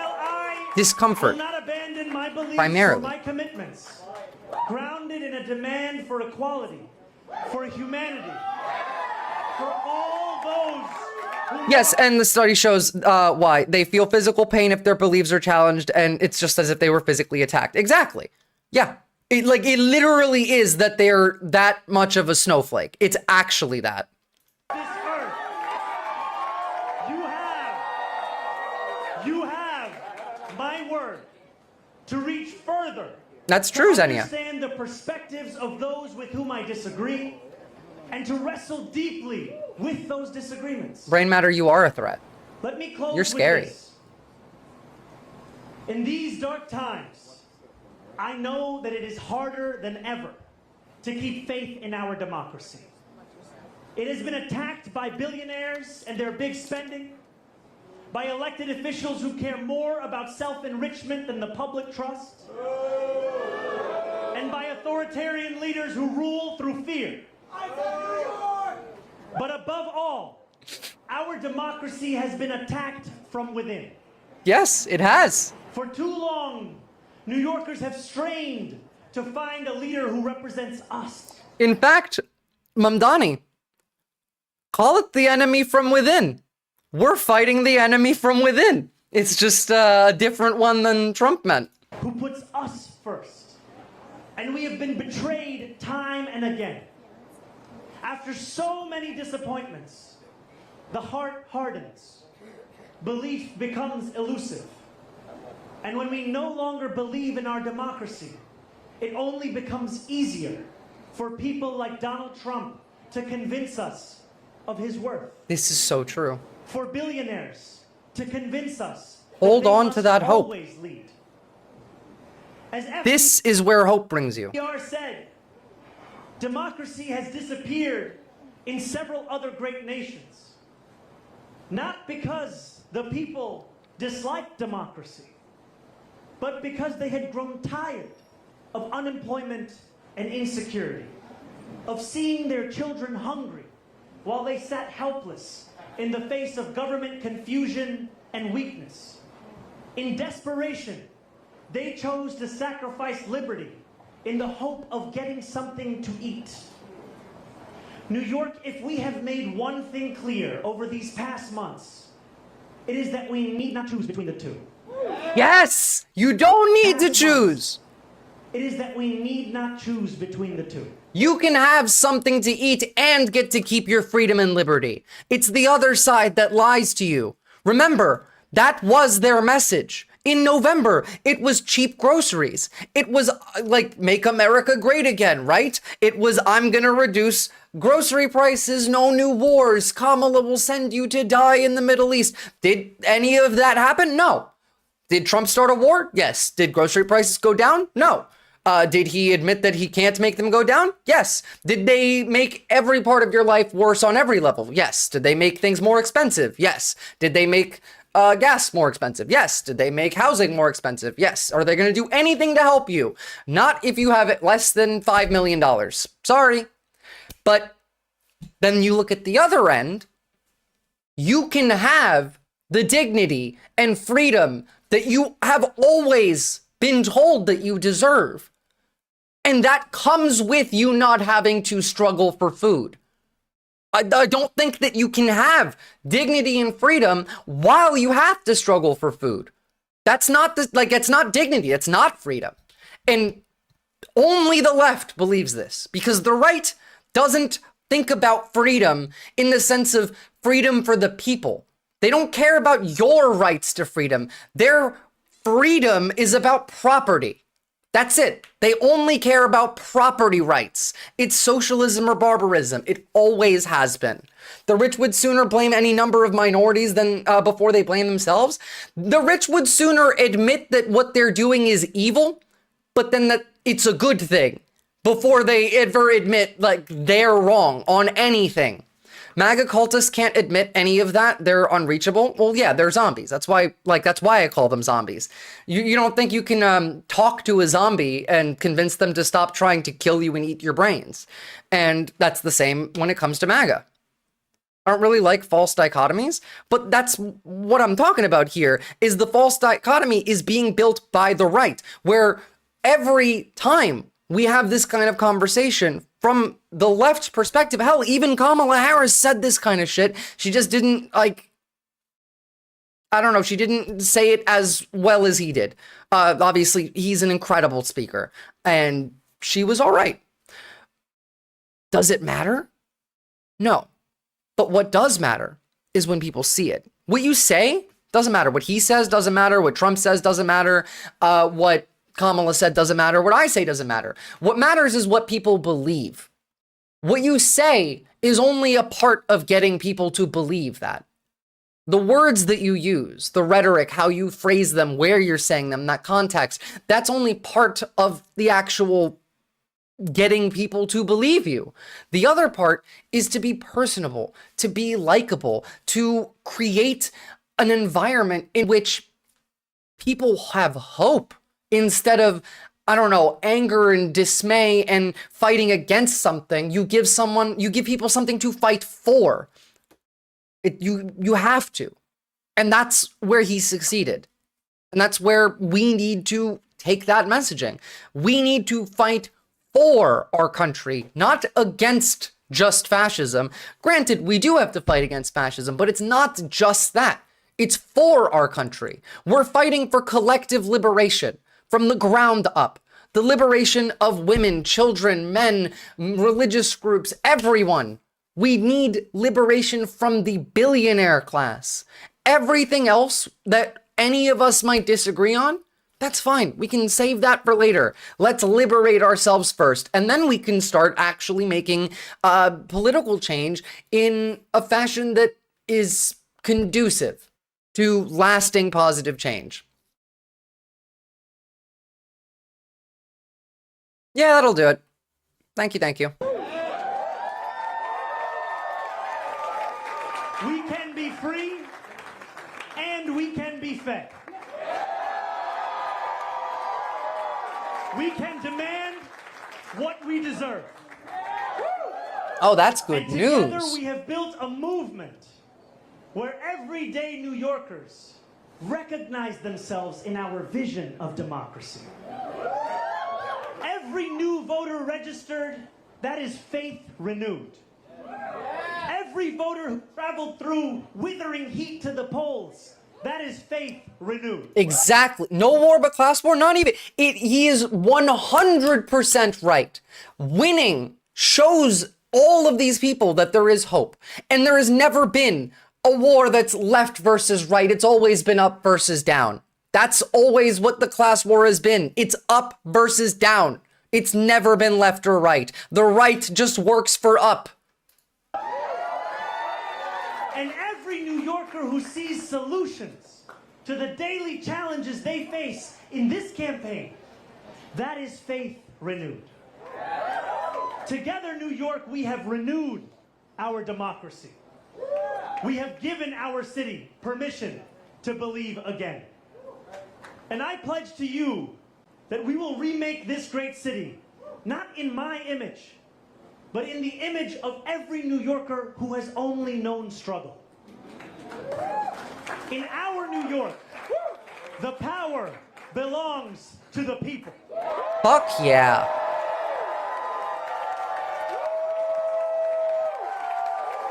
And as I thank the people that are here with me today, and as I thank the incredible leaders who have long fought for those people, who are here across this crowd and across these 5 boroughs and standing next to me in the Attorney General of this state, in the public advocate of this city, in our Congresswoman, Nydia Velasquez, in our Controller, Brad Lander. I'm dead ass just smiling from like cheek to cheek. I can't stop. I'm just so happy that something not only good happened, we made this happen. Something good didn't just happen. We made this happen. The left made this happen. Americans who don't want to live under Nazism made this happen. And in every single person who believed in this campaign, long before it was easy to do so. And you believed when it was difficult. We dreamt in the night, and we are now building in the dawn. That new day, the one that we have yearned for, The one that we have struggled for. The one that we have knocked for, have texted for, have called for. Oh, and on that, actually, that is something that needs to be addressed here. Clearly, politics still works. Canvassing works. Clearly, door knocking, calling, all of that stuff, it works. This showed that Americans have not given up on belief, on reality, on engaging with their community. This has showed that you can still make massive change even when every single word that the media is telling these people is a lie that is the entire opposite of where reality is. You can still convince them. Organize, phone bank, canvas, go join an organization, whatever organization you want. Find one near you. The SRA, Progressive Victory, I don't care what it is. Just find an organization and join. Work towards bettering this country. Run for office from the bottom up. We've seen several people doing this. Kat Abuzala, for example, is a good one, who's running for Congress in Illinois. You need to enter the scene yourself. You need to do this. And the right already does this. The right has been doing this for a long time. That's how they actually got the Republican Party to change by, during the Obama administration, changing it from the bottom up, getting young people involved through the Tea Party and radicalizing the party further to the right from the bottom up. You need to do this to the left from the inside. That's already mentioned. Goddamn right. Zohran is proof of that, yeah.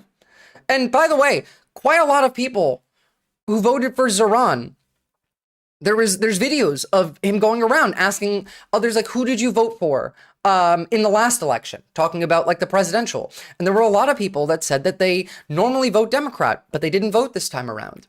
And the reason that they gave was Gaza. And I mean, clearly, you can not only win the Jewish vote, but also win the Democrats that didn't vote because of the genocide just by speaking about it. Like, all he did is speak about it. He can't do anything himself. He's the mayor of New York City. Like, he would be the mayor of New York City. He's not the president. He wouldn't be, like, a senator. Like, he doesn't have the power to change America's foreign policy. But all he did was speak on it. And that was enough to get a lot of those people back on board. The one that we have obsessed over. That new day is finally here, my friends. And it is here because you have delivered it.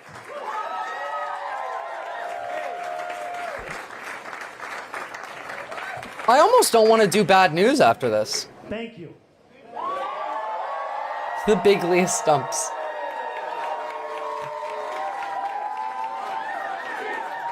Look at the level of mental illness on the right. Queer liberation means defund the police, Zohran Mamdani. You know that he would throw you off a building if he could.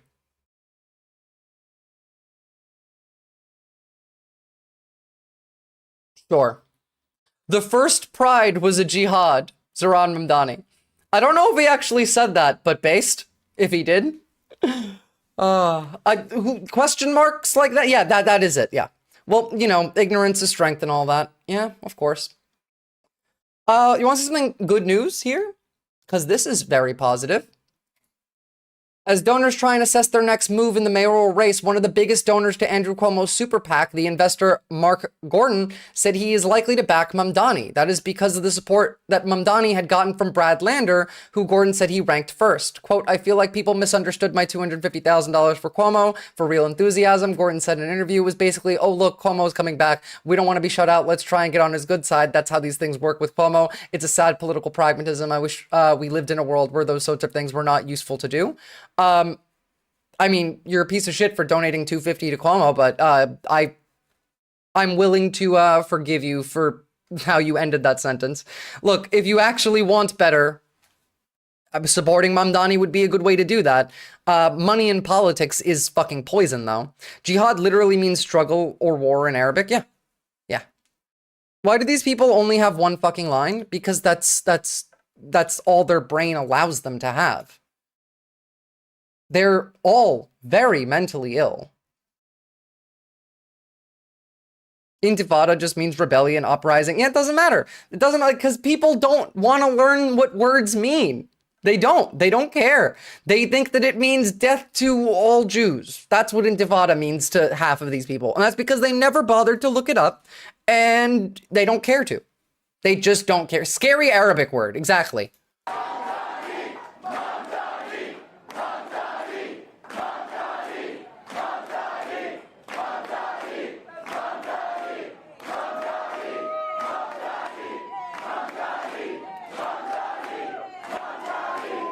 Education's scary.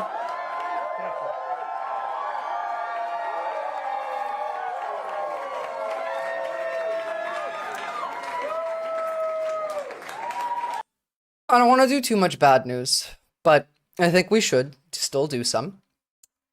There's still like a little bit left in that speech, but it's mostly over, and I do want to move on, so we're going to move on. There's a lot of joy in the air right now, and we deserve that joy. So thanks for everyone that voted in New York. I hope you do so again during the general, and you deserve to celebrate today. In fact, I was going to talk about something a bit more depressing later in the stream, but I might hold off on that one for tomorrow, because I don't want to end on as negative a like a negative of a message as that would be. On a day where we should just be celebrating. We'll be canvassing during the general. Based. Good for you. And again, that's how you fight these people. By canvassing in the general, by supporting politicians like Mamdani, who believe in reality, who care about what's good for the world, who care about you, will be what defeats this. I didn't hear what you said. Did you say something to me? Are you guys illegal immigrants? Do I look illegal? Excuse me? Why what makes you think I'm illegal? It does matter. You don't belong here. Let me see your ID. Let me just stay in our country. You have to come legal. You understand? We're not. So do you stop every brown person and ask them if they're legal? Yes. Send you back wherever you came from. Oh yeah. Are you legal? Where are you from? From the United States. From the United States? Vietnam. Okay? You killed the Indians to come here and live here, right? Family, okay? Oh, okay. Okay. None of this bullshit illegally coming across. So because I'm brown, you think I'm illegal? You're illegal, okay? It's not even just Fox News brain rot, it's Republican brain rot. A lot of these people get it from, you know, Twitter, Truth Social, Fox News. Hell, CNN does that shit too now. Oh yeah, he's proud of fighting in Vietnam. Literally, typical imperial school. Someone who, more than likely suffered massive head trauma during, Vietnam. It's American brain rot. Facebook, that's another one. Yeah, I really fucking hate social media. All right, and then this is my favorite tweet so far about Zohran Mamdani. It's the last one on it. This is from Congressman Randy Fine. Zohran Mamdani would do to New York City what Khomeini and Khamenei did to Tehran. We cannot let radical Muslims turn America into a Shiite caliphate. Again, not even the right type of brown. He also looks too young to have fought in Nam, probably. That guy should have got fragged, probably. Yep, this congressman says we're getting a Shiite caliphate in New York with Mamdani. On what evidence? Who cares? He's brown and scary. That's all that matters to them. Brown and Muslim. Done. That's the whole messaging. In fact, that's... Like, he actually said this. This was not a joke. He is a joke. These people are such fucking racists. They are. They absolutely are. But you have to remember that these people couldn't live without someone to be racist too. You're all under arrest for illegally crossing into the United States. With all due respect, you're making a mistake here. We're not coming into America. We're leaving. A mini lesson on the different types of brown people? Sure, I guess we can do that. Leaving. Sure, pal. On the ground. We're not kidding, man. We're gonna bounce. Bounce? Why would you bounce from America? Name one bad thing. One? I mean, we got lists. Polarized politics, inflation, not to mention the menu at Taco Bell changing again. Taco Bell? Real Mexicans like that stuff? We love that shit, man. But it's not even meat, is it? You don't think we know that? I mean, do white people like McDonald's? Yeah, we like McDonald's. Is that real beef? And you know what else? They canceled Blackish. No. Dial that back. Blackish This is like, it's obviously like a bit, but they genuinely could not live without someone to hate. We out there right now. I mean, you have Netflix and Disney Plus, Hulu. We all love Hulu. But other than that, man, there's too many options. You know, I hate when they change the icons and they try to trick you like, oh, it's a different show. It's the same fucking show, man. You know, it just gives me a... By the way, it's funny, right? But you could actually talk to these people for the most part. Like, maybe not in this context, but you as like a regular person, you can make this real to them. You just make them feel what this guy in this bit is feeling of, oh, well, fuck, like, what's my purpose if like, wait, is my country shit? Why are the illegal immigrants leaving on their own? Like, you make them think about that shit and then they process it. That's how critical thinking has to start. Let the queer liberation jihad rise. To the motherland. We have There's no love like Christian hate. Same. You have old guys in hats like that, surrounded by hot We are the bitches, shithole And then country. a clown shows up. And you know what? That's the news. Do you see what's happening here? Mexicans, Americans, talking about streaming services. But you know where we're doing that? America. That's what George Washington was talking about. Well, you know what we talk about in Mexico? How to get the fuck out of Mexico. And Twitter. Pinche tweetes. It's a sticky wicket for sure. You know, I was the only coyote with a blue check mark for years, man. Now, anybody can get one for $8 a month. So you all want to leave, huh? All of you. Even that guy? Yeah, dude, I'm over it. Right?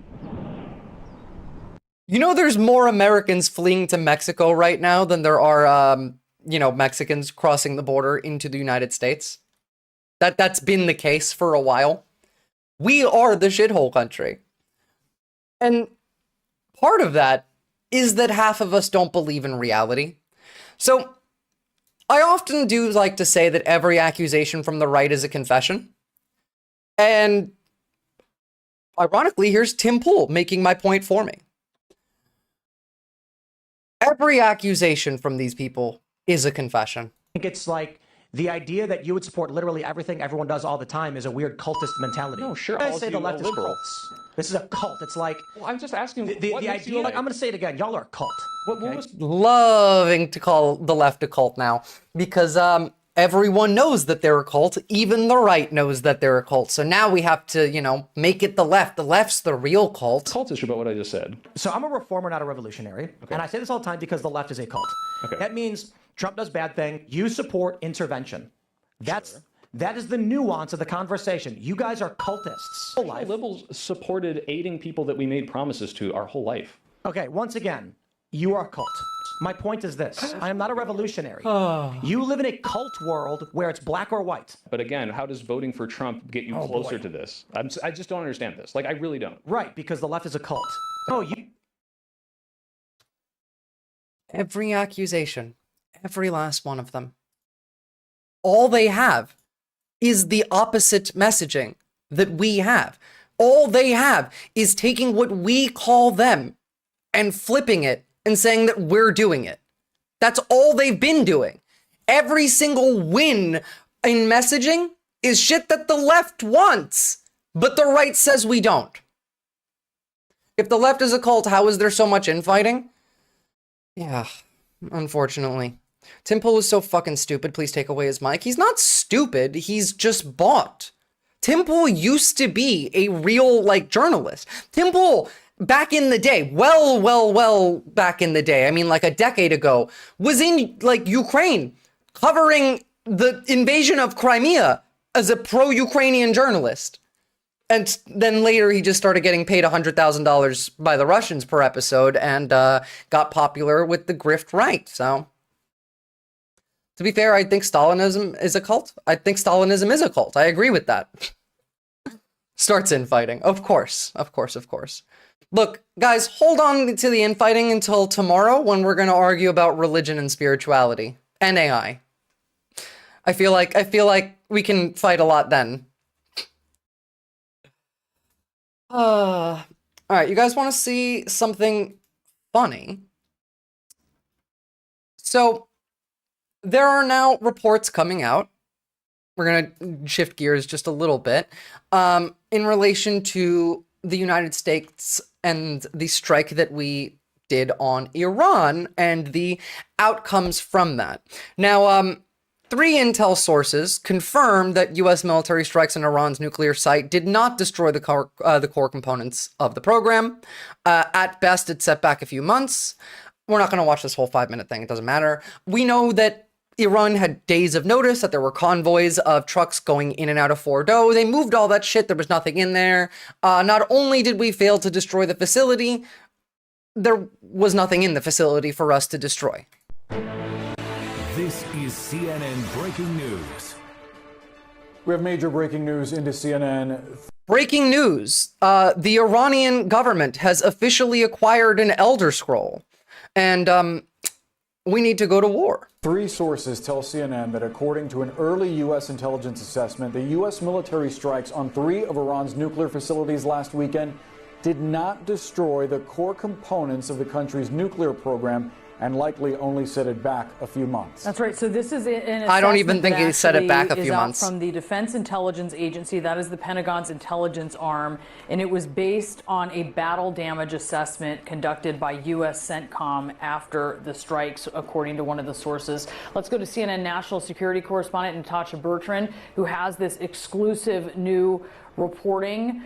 This is to that question that has been asked about how much damage has been done. This is a real question. It's also a political question that has been to something that Donald Trump has been sort of dealing with here recently. What are you learning, Natasha?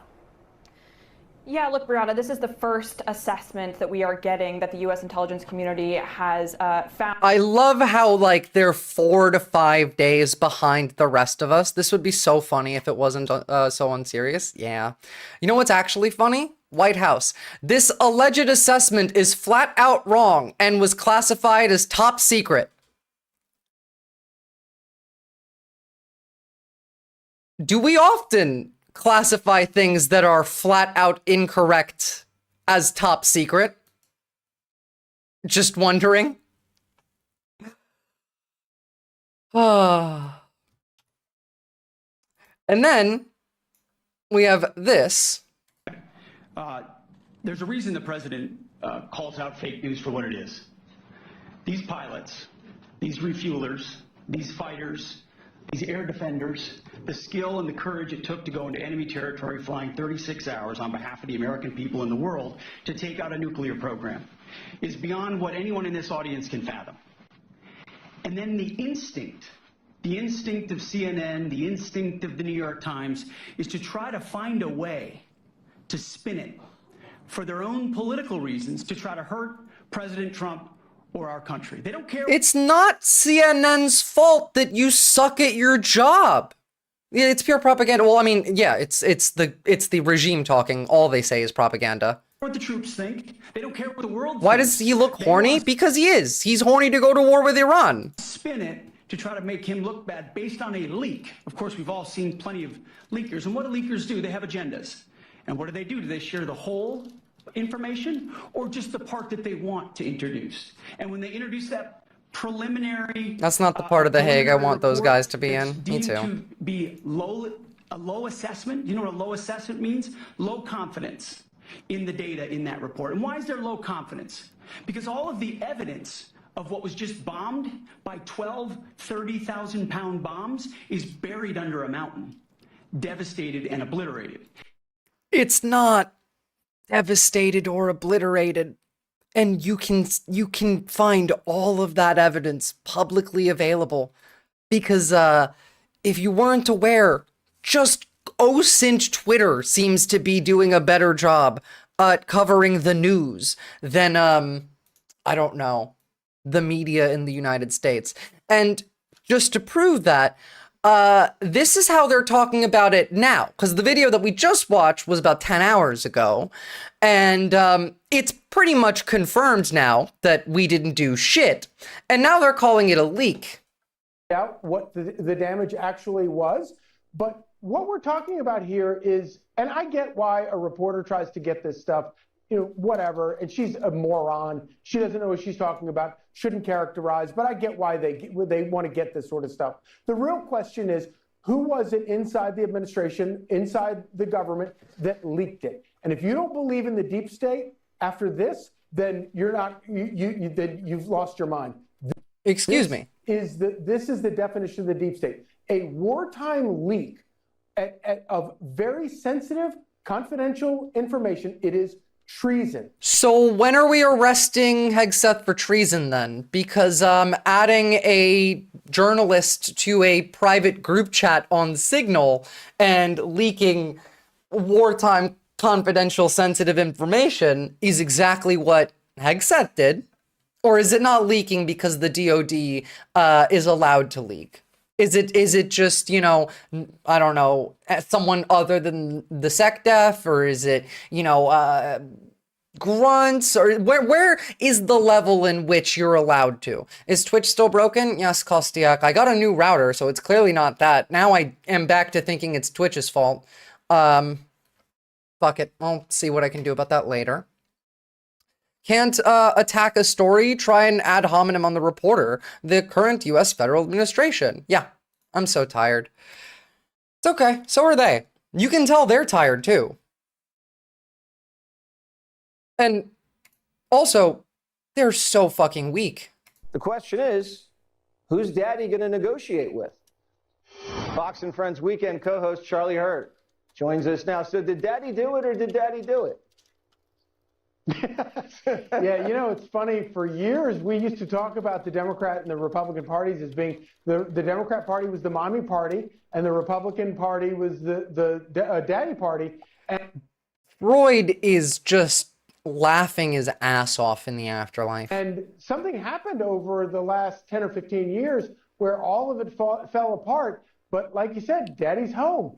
The Republican Party is back to being the daddy party. He gets things done. I beg them to keep their kinks out of this shit. Yeah.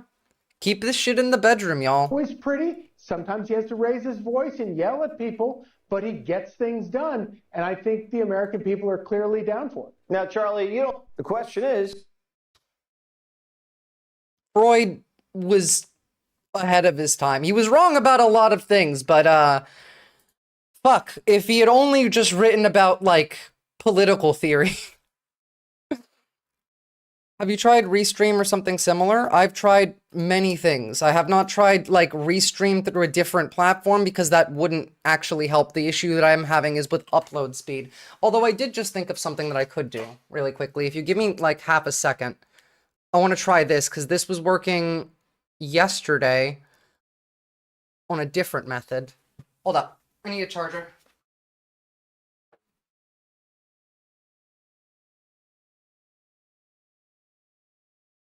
This might cut stream out for like half a second, but it also might fix it after.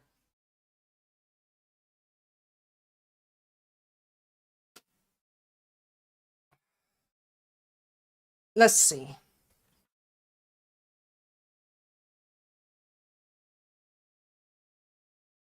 This might fix it, this might not. 100% bet your bandwidth is fine. It's the routing to the server. Server routing is something a lot of people don't realize affects their speed. I've checked that though, and it seemed like it was fine. There's like an actual Twitch tool that lets you check all of that, and it was saying that my server is fine. Like, the Twitch tool was recommending no changes to me. So, you know, the Democrat is the mommy party. Okay, now admit that you all hate your wives. That's also true. Ronovan O'Donovan. The only other thing that I can think of is video card drivers. Also done, already done. It seems to be like an internal Twitch issue. All right. Now, this came out yesterday, actually, just to confirm, can you guys hear me? Is stream still up now that I did like the internet fix? Are we up, down, left, right, FW? Someone give me a confirmation and then I'll keep going. Yes, cool. All right. So, oh, actually, this first. Reporter, Mr. President, what's your reaction to the intelligence reports saying that Iranian nuclear sites were only partially devastated, not entirely? Well, the report said it could have been they don't know. I mean, if they did a report, I could have Pete talk to the report, okay? Because his department did the report, they really don't know. We hear it was obliterated. Virtual obliteration. It's magical thinking, y'all. Magical thinking. We're in the fourth dimension? Based. That's where I want to be. All right. This was fantastic, though. Obviously, you know, we had a ceasefire agreed to that lasted all of 15 minutes. And following that, this was Trump's reaction. This was actually wild because you almost never get to hear him say fuck. But also, he was pretty mad. Like, he was actually angry here.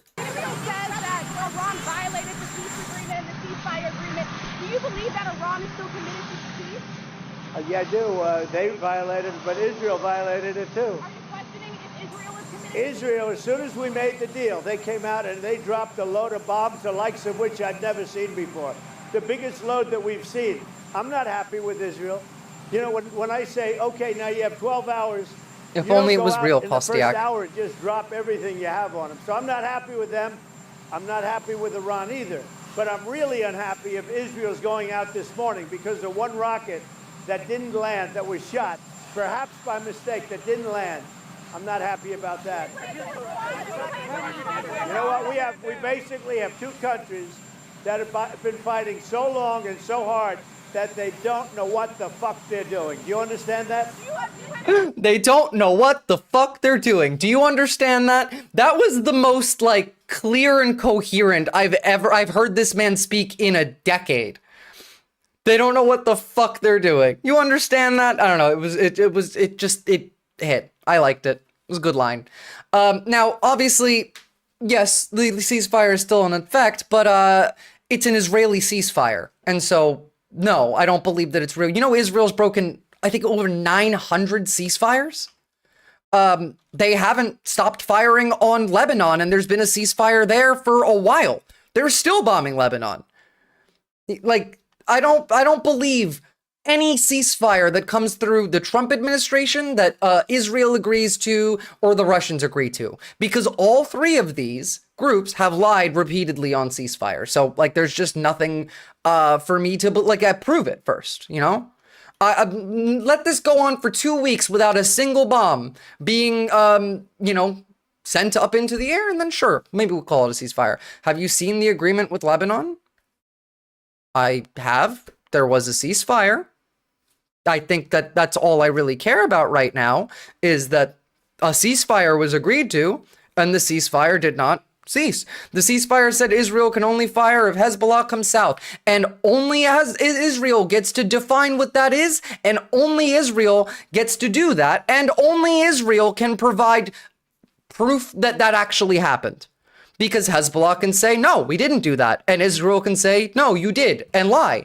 Israel says that there are Hamas targets in buildings that there are not, and kills people in them anyway. Everything that they say has historically been either partially true or flat out untrue since the beginning of the genocide. And therefore, I don't fucking believe them. Just like I don't believe the administration when they say we're only deporting criminal illegal immigrants. Why the fuck would I believe you? You don't bring them to court. You don't make the case. You don't prove that they're criminals. So they're all innocent to me until you prove it. And just like that, like, yeah, you're right, but that's not my point. And that's the point that I'm making, though. I don't believe that Israel is holding to any kind of a ceasefire until I see proof of that. And my point is that Lebanon agreement didn't mean no more bombing at all. No, it meant Israel gets to decide when it wants to bomb Lebanon and gets to justify that with no evidence. And so it is just a fake ceasefire because Israel can bomb Lebanon whenever they want.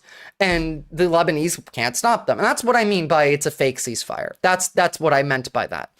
And the Russians do the same thing, of course. And then now we have Homeland Security raising the risk level of a terrorist attack in the United States to severe. Don't buy into this. There's no fucking terrorist attack that Iran's gonna do in the United States. They're not, like, this is straight up Iraq war propaganda, by the way. 100% Iraq war propaganda of they're gonna do terrorism in the US. We've been saying that since then. It's not real. There's no fucking terrorism that's going to be done in the United States by Iran. If anything, it'll be done by the United States. Don't let them fucking fearmonger to you. Don't let them bait you. All right. Yes, we know. Captain Keyes has confirmed from the Pillar of Autumn that Iran is 2 days from firing the Halo rings, and we need to invade Iran. Sure, whatever. Go for it, man. I mean, they're right that it'd be a false flag. The government would be the one doing it. Yeah. False flag squished in there. Still.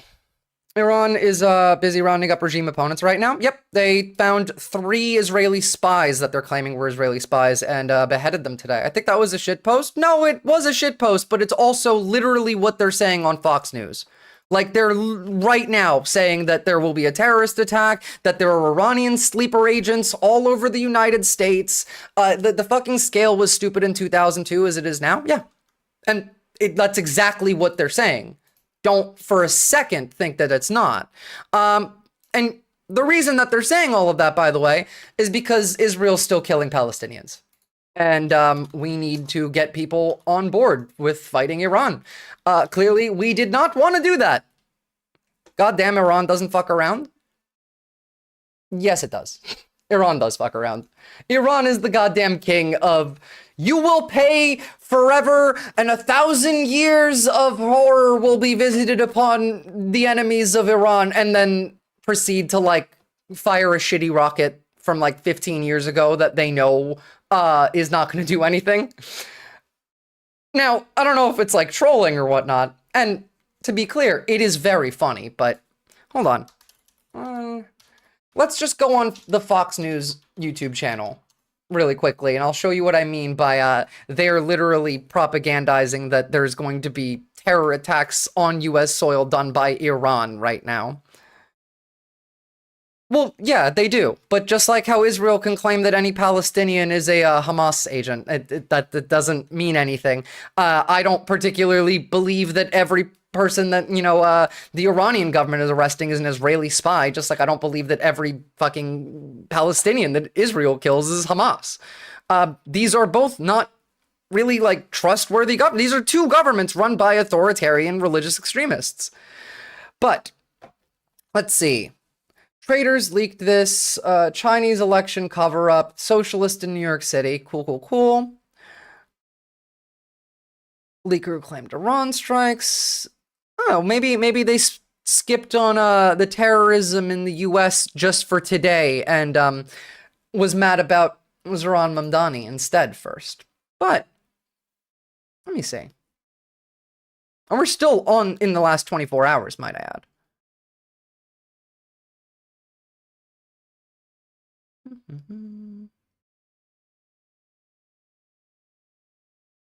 Oh, no, I get it. I forgot because we're switching to ceasefire mode. And so we can't be telling people that there's going to be terrorist attacks happening into the United States. My God. I showed you a couple of them last week. But realistically, it doesn't matter. It's the same messaging that they're putting out against Mamdani. Mamdani's now the new Iranian sleeper cell. Here. Iranian sleeper cells. Let me just search that one. 2 days ago. I was right. Just about 2 days ago. ICE arrests multiple Iranian nationals as fears over sleeper cells grow. That was 15 hours ago. Why do I not believe for a second that these people are A, Iranian nationals or sleeper cell agents? Either or, really. But this is what, you know, the right wing in America is being fed right now.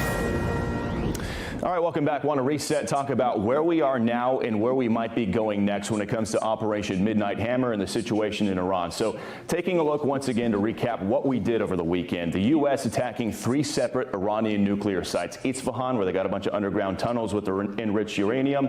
Natanz, and then the big one at Fordow. That is where we used 12 different bunker busters, waiting for damage assessments from those. But the question is... All right. Let's jump to the sleeper cells. Aha.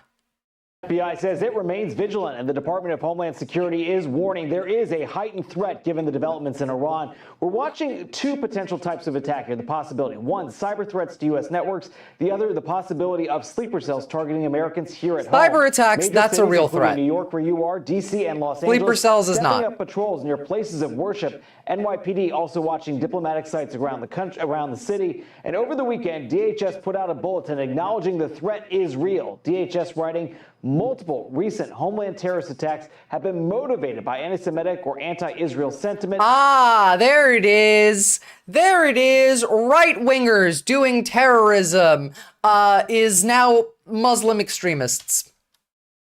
Shocker. Meanwhile, this is the kind of shit that Trump's putting out today, mind you. And hold on one sec. Just make sure. It's a big one. Breaking news. I was shocked to hear that the state of Israel, which has been one of its greatest moments in history, being strongly led by Bibi Netanyahu, is continuing its ridiculous witch hunt against their great wartime prime minister.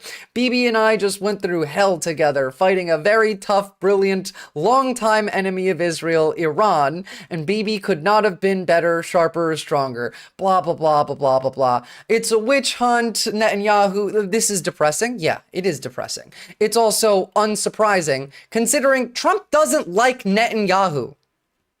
TLDR. Gluck, gluck, suck, suck, choke, choke. It's a lot of words to just say that. But Trump doesn't like Netanyahu.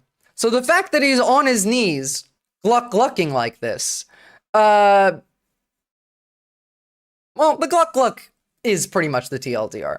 This is... Israel can't get rid of Netanyahu. They don't dissolve the war cabinet, blah, blah, blah, blah, blah. Endless death is justified. Trump wants to help Bibi avoid trial. Yeah, it is. And I reckon he will succeed, Kostiak. When they have to claim that blank is real, it's funny. It's like conspiracy wackos that have to claim their favorite cryptid or alien race is real. Well, here's the other thing, right?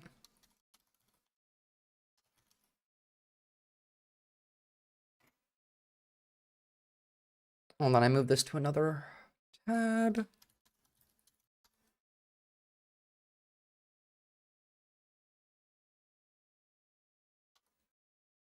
This was just earlier this week from a spokesperson from the State Department. Get the link open. Saying this. Hearing this from the fucking spokesperson for the American State Department is wild. The pride of being able to be here and do work that facilitates making things better for people. And in the greatest country on earth, next to Israel. It is... Next to Israel? Mate, I thought this was America First. I thought that's what y'all ran on. When did America First mean Israel is the greatest country in the world? It's an honor to be able to make a difference and to be able to speak in this regard with an administration that I love so much. Then go live there, motherfucker. Go live there. Also, you know, this is how our soldiers are getting treated. Mind you, Trump is sending them off to die. We had 2 U.S. service members die in the Middle East during our short-lived war with Iran, dying from non-combat related injuries, mind you, just like dying moving ships and planes out of the region. My name is Samantha Chavez, MA2 type. Watch me save my 9-year military career for being called a fucking terrorist after reporting sexual behaviors. I know y'all have seen the news. I made an anonymous report about sexual behaviors in which my Master Chief, Krista Vargas, asked me if I did. I didn't have to tell her, but I didn't want to lie because I don't fucking lie. So I eventually told her that I did. And now I'm being honorably discharged from the United States Navy after serving for 9 honorable years. I also told my chain of command in the United States Navy Security Department at NSA Suda Bay that I wanted to join the Marine Corps and do an inter-service transfer, and they did not fucking like that. I can't share everything because there is still some moving parts, but I am focusing on what I can control and actions I can take right now, and that's utilizing my social media to show and raise awareness what beautiful, strong, empowering women like I me would have burn to my go through just to uniform on serve our camera if they country. did that to me, and you'd be based. Beautiful, strong, powerful women that intimidate motherfuckers who I consider to be domestic enemies And they are based. that don't uphold the Navy's core values of having honor, courage, and commitment, and also a promise to the Navy that they would be trustworthy and loyal to the Navy and its sailors beneath. These people really fucking hate this country. So no wonder they say like Israel first, not America first. No fucking wonder. They actually hate this country. Israel is just America in a trench coat. Correction, Israel is American military contractors in a trench coat.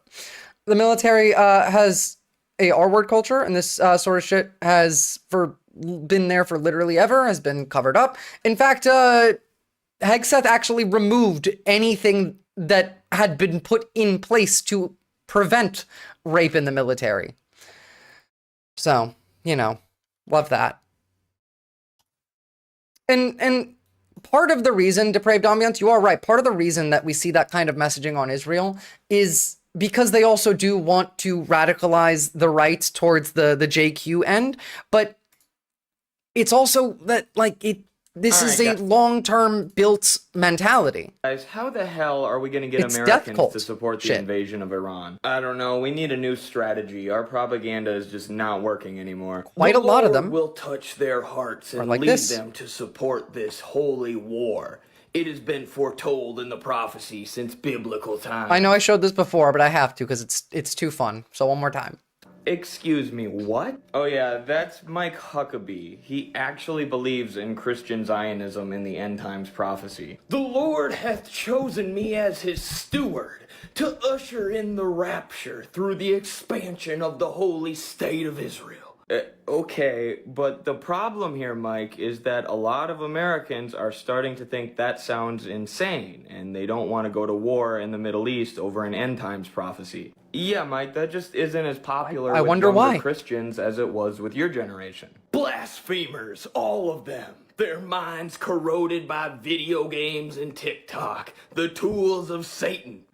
Oh boy. Those who do not believe the prophecy will be smote by the Lord and his honorable steward, Donald Trump. Alright, does he know that we spent It's millions of dollars in the mental illness. 70s to push this end times prophecy narrative on American Christians? I don't know, man. Apparently your propaganda strategy worked too well. The time cometh where the third temple will be rebuilt, and the Lord shall descend from heaven, raining fire and brimstone upon the non-believers. Mike, we literally made that prophecy up by cherry-picking passages from the book of Revelation. I was literally at the meeting where we decided to do it. You think I haven't tried telling him this? The day approaches when you will be cast into a lake of fire, and the Lord will return on a chariot to smite all the non-believers. This is Oh, how yeah. 32% of the United States thinks brain matter. That's 112 million people. I forgot we made the prophecy anti-Semitic, and it ends with the Lord smiting all the Jewish people. I just don't get... How did you get so many of them to believe this shit? I don't know, man, but guys like this have been our strongest soldiers in America for a hot minute. I'm so sorry, brain matter. All of your uncles? Jesus Christ, that would suck. Telling normies that that's behind it, though, that's a whole other thing. And yeah, and the reason that, like, it's very hard to convince people of the, like, reality of it is this is what they see on their side. Trust in Trump. That's it. Literally, again, they're being told regularly that if Donald Trump says it, that makes it true. Like, even if it wasn't true, just him saying it makes it true, is what they're being taught right now.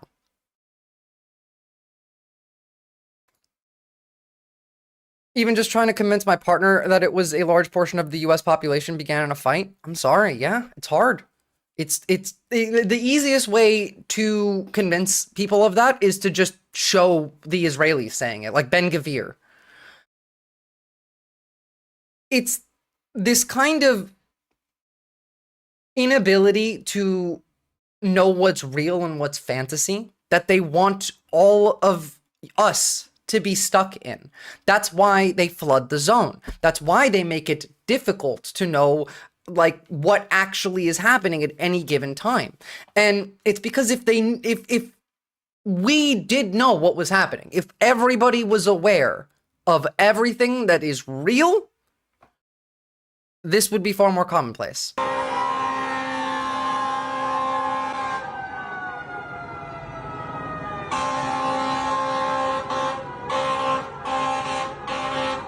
Which, by the way, this is your duty as an American every time you see an ICE raid.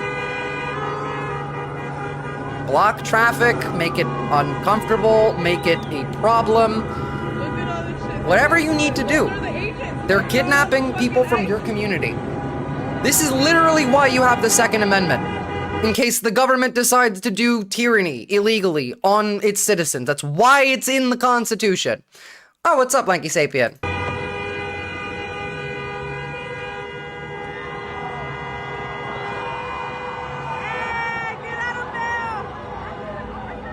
They want us to argue about what's real, so we don't get together and get out in the streets. All this commotion made them leave. And mind you, it does work. ICE does fuck off. They are pussies. They're terrified of confrontation, and so they run away.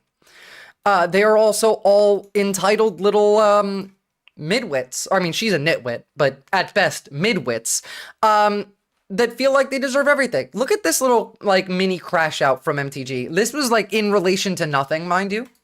The gentleman yields, no one loves veterans more than President Trump, and he's made that apparent. That's why he's working for peace. The guy who literally called prisoners of war suckers. Yeah, sure. Madam Chair, right now. it's not your time I'm the chair of this committee. That's not how I'm the chair. parliamentary procedure works. You're not Madam recognized, Ms. Chairwoman. Stanberry. You're not recognized either. You can't just speak anytime you want. I'm the That's chair of not this how committee. That's not how it Stanberry works. based. Not recognized. Madam Chairwoman, that is not how part.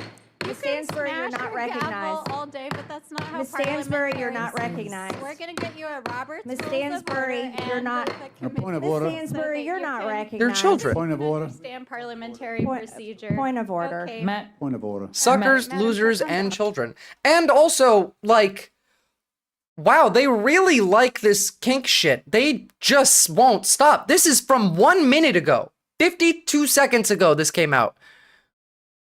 They really can't keep their kinks out of the public space. Just keep it in the bedroom where it belongs, motherfuckers. Who is the third grader smashing the fork in a tantrum? It's a congresswoman, unfortunately. No worries, Headless Chicken.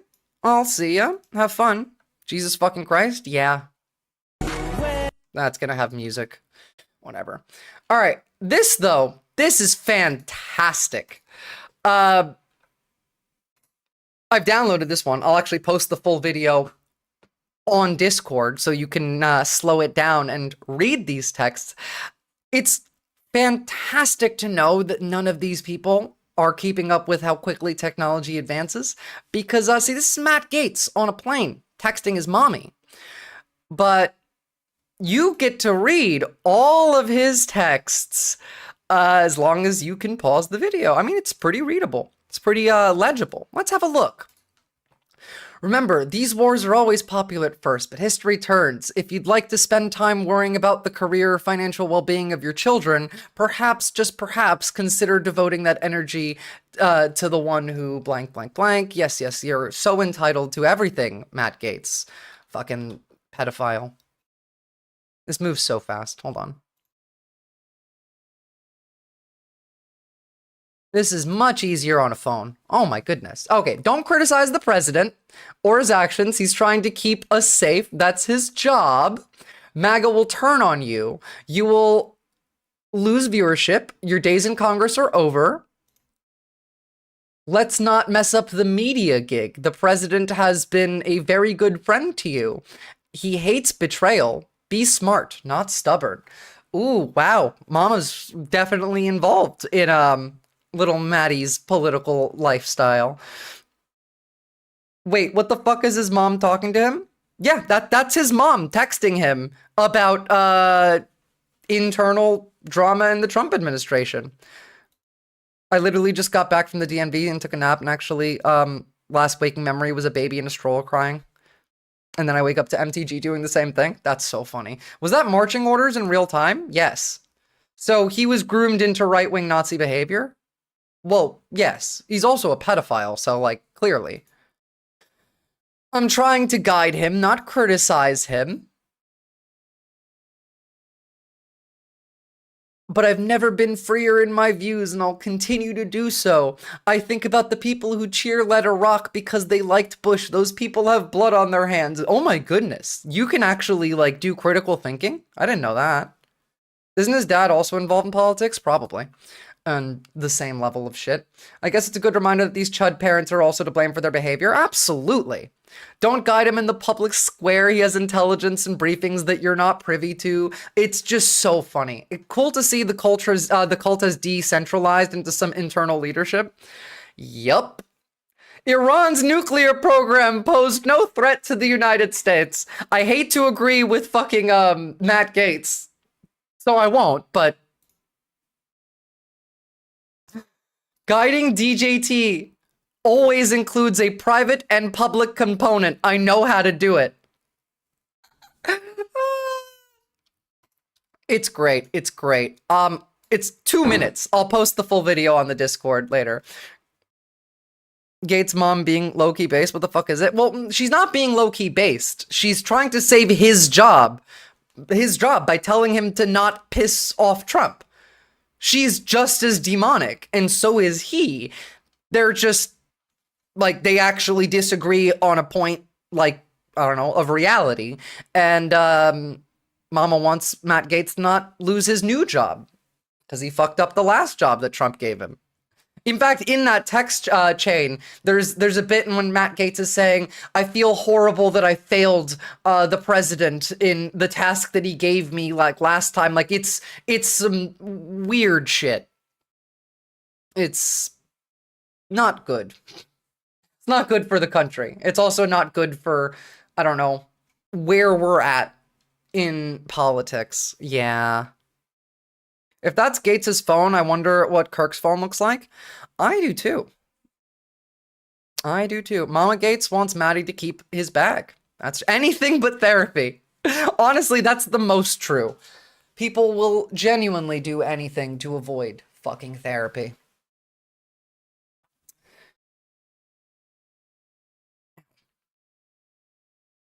I just hurt myself by accident.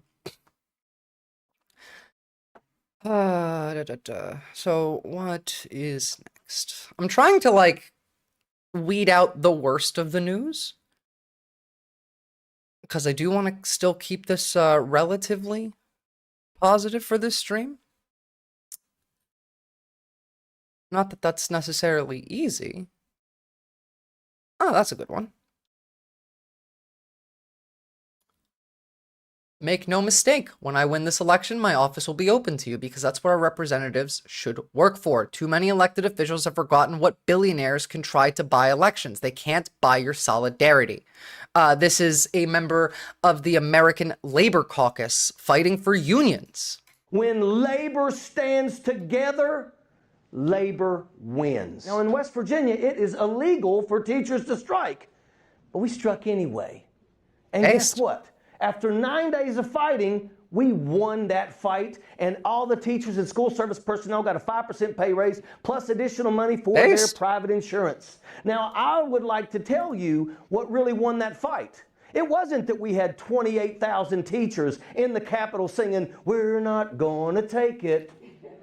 It was when the Republicans walked outside of our Capitol and they saw a sea of red and blue, which is the West Virginia Education Association and also the American Federation of Teachers. But they also looked to the left and they saw a United Mine Workers of America tent. In the middle of a speech. And they looked to the right and they saw the International Brotherhood of Electrical Workers. The Communication Workers of America was actually on strike in West Virginia, and they even come across the river to stand with the teachers. You saw the pipe fitters, the boiler makers, the carpenters, the painters.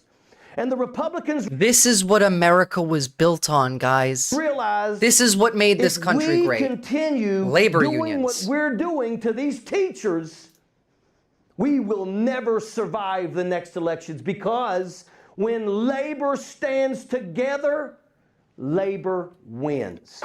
Wait, isn't this that military dude from West Virginia who tried running as a Dem but got shut down by Republicans? Think I remember this dude? I don't know.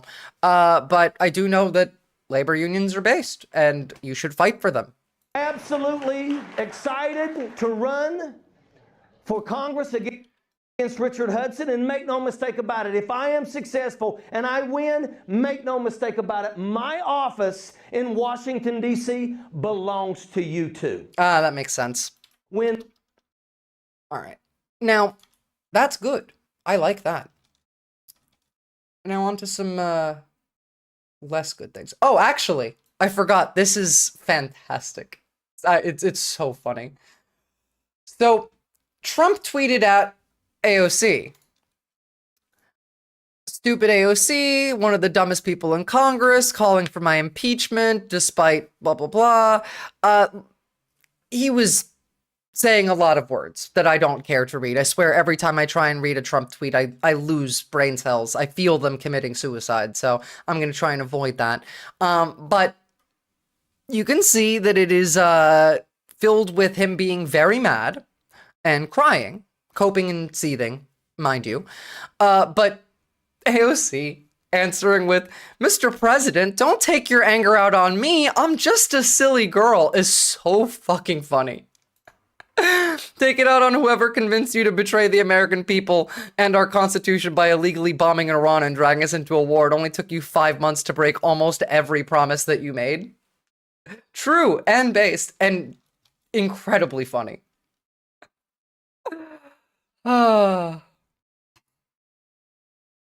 And also, he should be impeached. That's not gonna happen, obviously. Not even if all of the Dems would come on board. We're never gonna get him impeached. But no, all of the Dems aren't on board.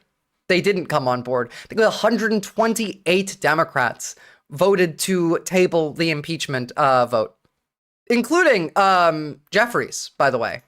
Jeffries, who, mind you, called it an illegal war, like an illegal strike, unconstitutional, and then voted to table impeachment. He was impeached twice already. Why would it matter? Well, it's because impeachment is a trial. By impeaching the president, you're saying the president might have committed a crime. Congress should investigate and hold a trial. The issue is Congress would need to be willing to charge him and find him guilty, and they're not. So no, it doesn't matter. But it's still important to, like, put that on record. She could have posted an image of the anime girl doing the bleh thing after she's just a silly girl. Could have. She's trolling him. It's fun. Yeah, but if the Senate doesn't do anything about it, it goes, no, exactly. But it's political theater, Kostiak. And that's important. You need political theater in politics. The right knows this. The left struggles to understand this. You need the theater. The theater might not function in producing any outcome for you, but it does function in showing the rest of the country where you stand. It provides, I don't know, a side to pick, you know? It draws a line in the sand and you get to pick a side. Impeachment won't get rid of him, but it puts all of the evil people in hot water, the fucking fear and tremble in the faces of accountability. Exactly. It causes major legislative headaches and manufactures consent from the public. Manufacturing consent isn't always bad, mind you. Exactly. And so, like, it's worth doing, even if it's not gonna result in him being impeached or being removed from office. It literally just to stress them out and make him have a shitty day. Make the Republicans have to work for once, you know? Watching those congressmen fucking tremble does indeed put sticks and sand in the gears of authoritarian vehicle. Yeah. Now, speaking of authoritarianism, don't travel to the United States. If you are not in the United States, you don't need to go to the United States. Do not travel to the United States. I don't care if you're a citizen. Don't travel to the United States. I don't care if you live in the United States. Don't go on vacation out of the United States and then come back to the United States. Leave the United States. In general, just leave. Effective immediately, according to the U.S. Embassy London Consular, all individuals applying for F, M, or J non-immigrant visas are requested to adjust their privacy settings on all social media accounts to public to facilitate vetting necessary to establish their identity and admissibility into the United States under U.S. law. Do not travel to the U.S. if you have kids with a smartphone. Do not travel to the U.S. if you think the convicted felon is a bellend that should be in jail. Do not travel to the U.S. if you think MAGA is a cult for illiterates and religious sycophants. Do not travel to the U.S. if you think Russia needs scrubbing from the map. Do not travel to the U.S. if you believe in democracy. Do not come to the United States. That is absurd. Unfortunately, it's pretty par for the course for fascism. A Norwegian was denied entry into the US just the other day for having a meme photo of JD Vance on his phone. A Norwegian man named Mads Mikkelsen, no relation to the Danish actor that I don't know the name of, say he was barred from entering the United States because border agents found a meme of Vice President JD Vance on his phone. The story was first reported by the Daily Mail, citing Norwegian media. According to Mikkelsen, he traveled to the U.S. as a tourist, but was stopped upon arrival by U.S. Immigration and Customs Enforcement officers. He claimed he was subjected to an intense interrogation, which agents asked completely baseless questions about drug trafficking, terrorist plots, and right-wing extremism. U.S. Customs and Border Protection, however, gave a different reason. They say the young man was denied entry due to illegal drug use. They are denying it's because of the meme. That's the other one that I saw, the illegal drug use claim that, like, I don't know, they provided no evidence for. Again, they lie as easily as they breathe. So if you have this photo on your phone, they'll fuck with you. They claimed he used drugs in the past. Ah, yes. Used drugs in the past. I wonder, does that also count for, I don't know, Elon or Trump Jr. or really anyone in the administration? Yeah. Drug use isn't a basis by which you can get denied entry anyway, only possession. It doesn't matter. Poor Emma Vigeland, she's on her honeymoon in Italy. Yeah, no, I hope she was smart enough to leave her work phone at home and brought a burner with her. For drugs, but we have on record cocaine being found in the White House. Yeah. We literally have on record that after Trump left the first administration and Biden came in, they found baggies of cocaine in the White House and had to do a full, like, decontamination of the White House so Biden didn't die from whatever fucking diseases Trump's first regime left in there. I have more than that photo on my phone. I got home-baked memes on my phone. God damn. Then you are going to the camps. They didn't even let Hunter have any, those assholes. True. And mind you, again, people like Matt Gaetz are literally known for drug trafficking and human trafficking. Child sex trafficking with drugs. Matt Gaetz.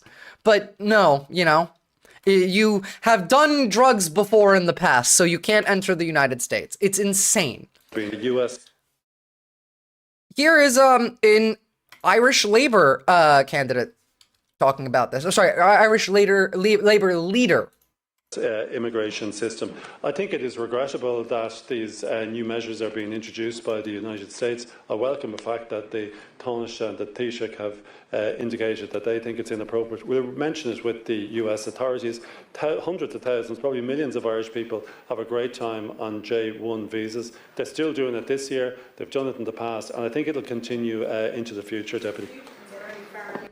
Yes, Donald Trump Jr.'s white powder was found in the White House. Absolutely true. I don't know how Matt Gaetz isn't in jail, yet that shit is insane. Well, he's never going to be in jail because the right wing in America likes pedophilia and, like, trafficking. That's literally kind of their thing. It's denying people for having illegal dress code, basically, yeah. Still waiting for Visora to adopt me. I will once I'm a citizen. I'll adopt all of you. Every single one of you. Every American is now my child. I'm adopting every American. Like, I'm not a citizen yet, mate. Gotta wait until next month. Pedocon theory is a theory like gravity is a theory. Exactly. It's been proven over and over and over again. Literally, I can't open Twitter without seeing some kind of fucking I don't know, January 6er being arrested for pedophilia or child sex crimes or all of that shit. Second week of next month, Kostiak. Don't worry, we'll be celebrating.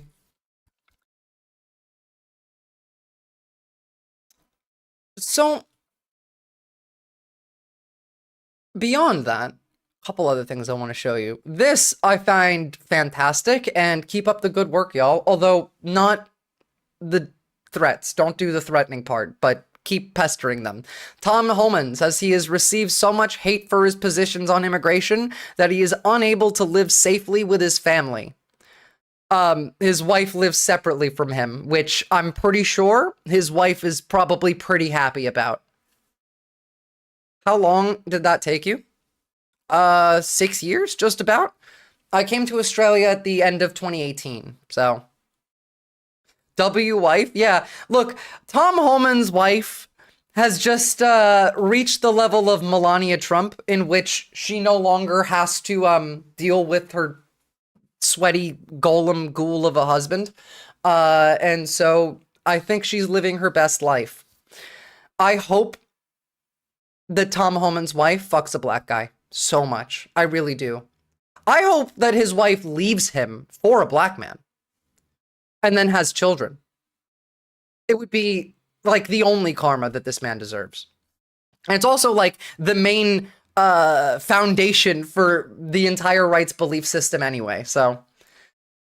Look, I'm all in favor of taking all of these idiots with their fantastical prophecies over why the country is destroyed and why the left wing is... Let's just make that real.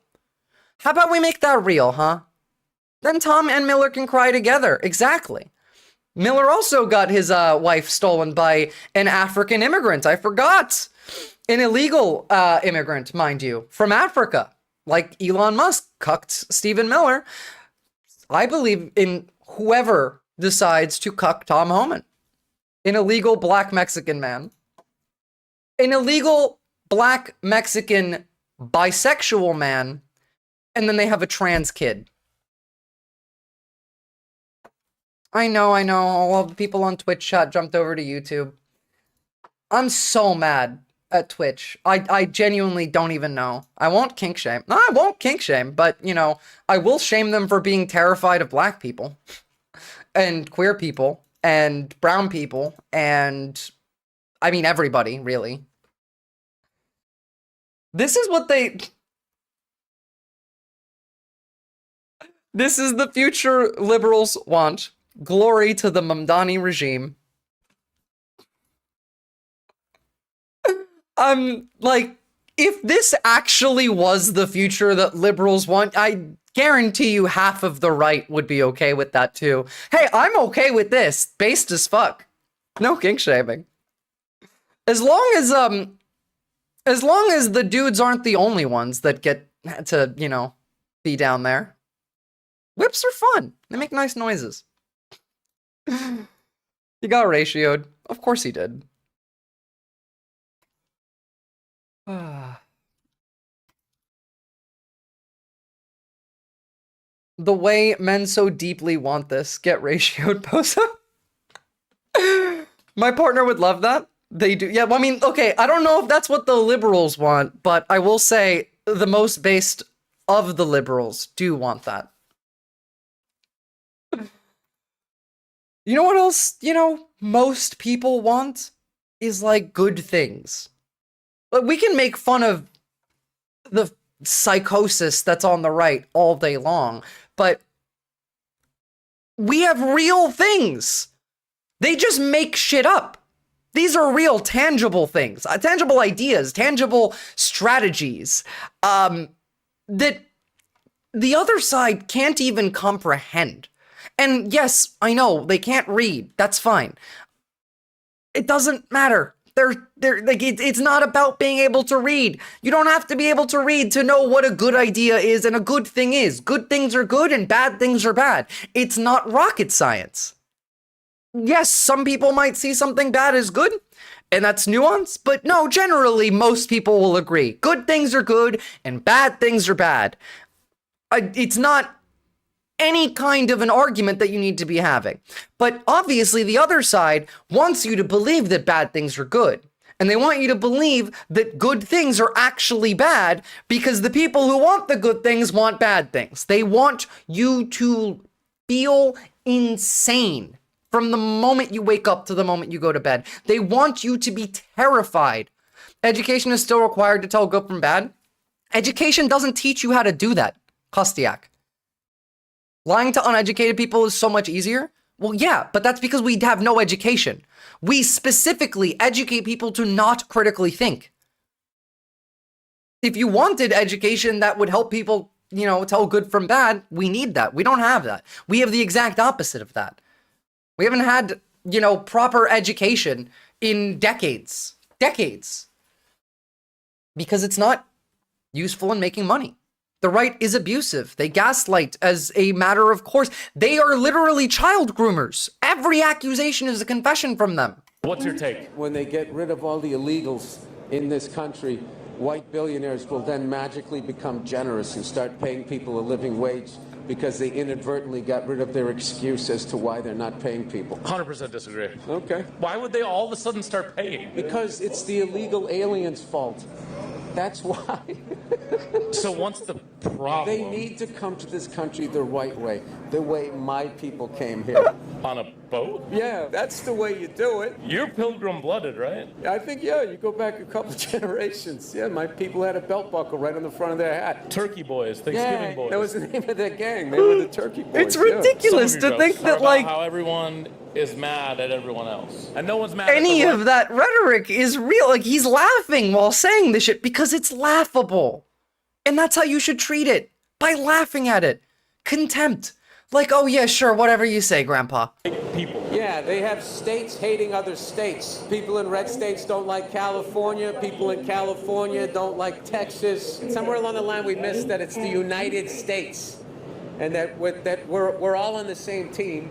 And these psychos at the top, they just get everybody all stirred up. This guy's causing riots in American cities. And, there's people trying to get to their apartments and they're getting shot with rubber bullets. And we are so divided because of CNN and Fox News that as long as the bullets are going at the countrymen that are wearing the wrong tie. Mind you, CNN and Fox News are on the same side now. Somehow don't view them as on your team anymore. And it's a really dangerous time. I have faith, though, that through things like this and social media, because you've seen it's brought down regimes around, the world, that we can get on the same page. But one of the things I hate the most, people will write things like, I will never forgive people that voted for Trump. And it's just like, well, now you just caused division. Yeah. You don't have to forgive them. You just don't, I'll work with them, but I'm not going to forgive them. You want to bring them over. You know what I mean? It's like, well, you also just voted for a guy that should have been in a home. He's on his back porch talking to himself. I saw a great tweet the other day that said, I wish Joe Biden was alive to see this. Well, for one, Kostiak, America, democracy. I saw a funny t-shirt. This guy walked around and said, is he dead yet? Not exactly what he meant, but the other way around.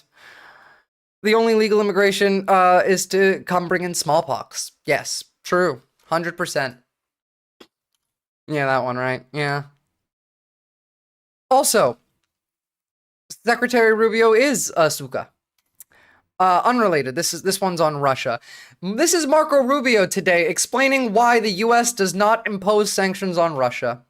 Quote, if we did that, what everybody here wants us to do, and that is to come in and crush them with more sanctions, we probably lose our ability to talk to them about the ceasefire. And then who's talking to them? I just want to smash my head against a wall. Stop talking to them. Crush them with sanctions. They don't want a ceasefire. I don't want a ceasefire. Ukraine should not have to negotiate with invaders who don't actually want to negotiate. The US does impose sanctions on Russia. They're talking about new ones.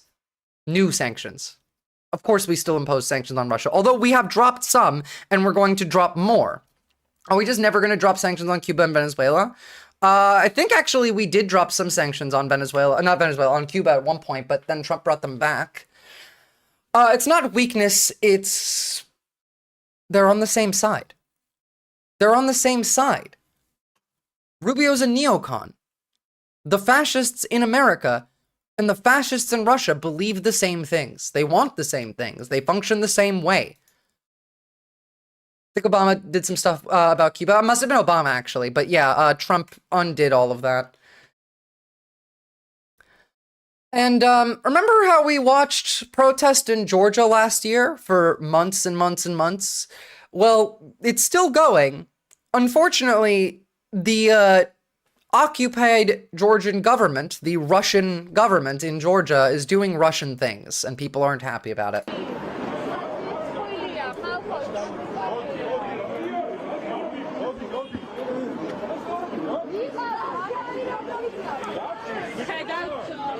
Now, this...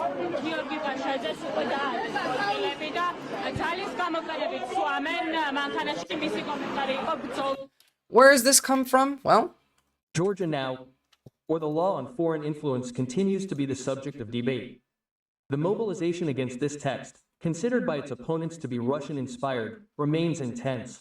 Several tens of thousands of people took to the streets of Tbilisi, the capital of Georgia, yesterday. The law, passed by the pro-Russia government, has been denounced by Western That's fair, Kostiak. He did go through a door, not a window. He went through all... they're doing Russian-esque things. At least it's Georgia, so, you know, they do still have some kind of civilized people in there. This mother and her son, wrapped in European and Georgian flags, joined the procession. I gotta really channel my inner Uncle Ruckus from the Boondocks anytime we talk about Russians from now on. I just gotta just use Botniks first off, but I gotta channel the accent. I can't do it, but A human bride runs through the streets of Tbilisi in protest against the law on foreign influence. Well, it's Russia Light now. Supported by the ruling Georgian Dream Party. It provides that any NGO or media organization funded by more than 20% from abroad will be considered an organization pursuing the interests of a foreign power. This is literally a law from Russia. This is a Russian law that was passed there. Mind you, we're also doing shit like that, not quite on the same level, but we've made it so that any NGO can be declared a foreign terrorist organization by the United States, and we don't have to produce any evidence for that. So, kind of the same thing. But its critics see it as legislation modeled on the Russian model to suppress dissent. The government they would all get to sent to the Gulag, Kostiak. We call for the withdrawal of this Russian bill. We want to join the European Union with our proud and dignified nation. But that's why they're here protesting, because if they don't, that will be them soon. Pro-European Georgian youth. Well, they probably get shot, killed, arrested, I feel that it is the then sent to the front lines. Actually, no, you're right. Hold on. They would not be killed. They'd be arrested, beat, raped, then sent to the front lines. Ability of our generation to ensure its future and that of the generations to come. No, they have gulags. They have gulags. The gulags are where they beat you and rape you before they send you to the front lines. They are safe and that they maintain their freedom of expression. And yes, The depraved young ambiance. generation is gathering here because they are aware that our future is Europe. However, this law, presented as a measure of transparency by the government, is perceived by the protesters as an obstacle to Georgia's aspirations to join the European Union. No, they've been emptying their gulags recently, send more to the front lines. Yeah, I know, but like they still use those temporarily to beat, rape, and torture the people before they send them to the front lines. They still try and get them to sign the contract for one, and they need somewhere to put the deserters before they send them back out to the front line. There's been a lot coming out about that recently. In POWs, both on the Russian side and POWs on the Ukrainian side. We've heard from a lot more deserters from the Russian side in Ukraine talking about the things that they experienced, and it's really fucked up. They put the deserters in a hole, literally. Yeah, we heard that one. They put you in the hole naked, and then they dump like cold water on you and shit. That YouTuber got arrested in Russia. They threw him in the literal hole, like a hole in the ground. That man is lucky that he got out of that hole. You know, like right now, apparently Russians are eating each other on the front lines. Like actually, like eating each other on the front lines. We also know that they've been sending alcoholics, drug addicts that are like full in withdrawal, people that have one working limb, people on crutches, 65, 70-year-old people that they also abuse. Like it's disgusting. And what I mean when America is Russifying is you're seeing a lot of the starting bits for that here, like you are. And not in every way, but I mean, like, the military is being turned into more of a Russian-style military, slowly. That's part of what Hegseth's job is. At that point, it's just genocide of the disabled. Well, I mean, the Russians are trying to genocide the Ukrainians as well. They've literally openly stated that they will be killing every Ukrainian in cities that they capture, so... And throw, Poffagy out of desperation on the, Russian front lines, yes. His name is Sabbatical, and he's a bit of a right-wing shill, but him going to Russia after being in Ukraine was pretty stupid. That is true. Russians are literally doing that. Yeah, they are literally doing that. They are. Cannibals are just ethical carnivores and vegans. That is also true. But this is what we're turning our military into. So Pete Hegseth just confirmed that he gave the order that it's okay to use lethal force on unarmed protesters. So that's fantastic. What the fuck are we doing, America? Can you see how, like, this can turn into that? Have you given the order to be able to shoot at unarmed protesters in any way? I'm just asking the question. Don't laugh. Like the whole country. And by the way, my colleagues across the aisle. What is that based on? What evidence would you have that an order like that has ever been given? Giving that order to your predecessor, to a Republican Secretary of Defense, who I give a lot of credit to because he didn't accept the order. He had more guts and balls than you because he said, I'm not going to send in a uniformed military to do something that I know in my gut isn't right. He was asked to shoot at their legs. He wrote that in his book. That's not hearsay. So your poo-pooing of this, it just shows you don't understand who we are as a country, who we are. And all of my colleagues across the aisle, especially the ones that served, should want an apolitical military and not want citizens to be scared of their own military. I love the military. I served alongside my whole... There's a reason why they wear masks. There's a reason they don't identify themselves. It's all the Russian playbook. Life. So I'm worried about you tainting it. Have you given the order? Have you given the order that they can use lethal force against... I want the answer to be no. Please tell me it's no. Have you given the order? Senator, I'd be careful what you read in books and believing it, except for the Bible. Oh my God. Notice how he never says no. So your former predecessor, I guess that's not enough for you. Yeah, that's nice, Slotkin. How did you vote on the impeachment motion? That's also true. 128 of these Dems voted to table the motion.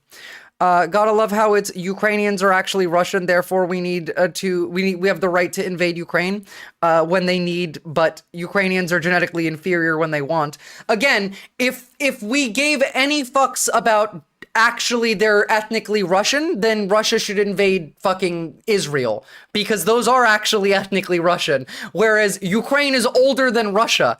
If anything, Russia is Ukrainian, but you know.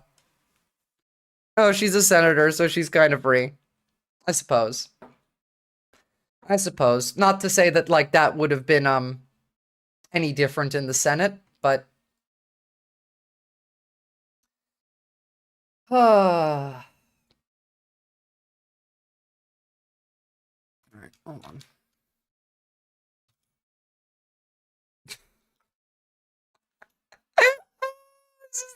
The best picture I've seen all day. This actually might be the best picture I've seen all day.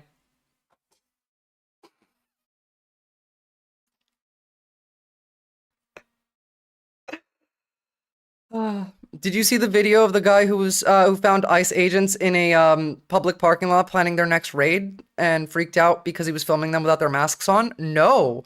Do you have that link? Because I would love to see that. Do you take the blunt from Zohran? Of course I take the blunt from Zohran. Why would I not? If Russian invokes genetic argument, then the countries they stole from Japan should be invaded by Japan. Wait, that doesn't sound good? I don't know. Again, I don't give two fucks about justifications for invading a foreign country. There isn't one. Unless they're invading you, then you don't have a justification for invading a foreign country. If they invade you first, sure, go for it. Like, you know, the Ukrainians, who've invaded Russia about 4 times now.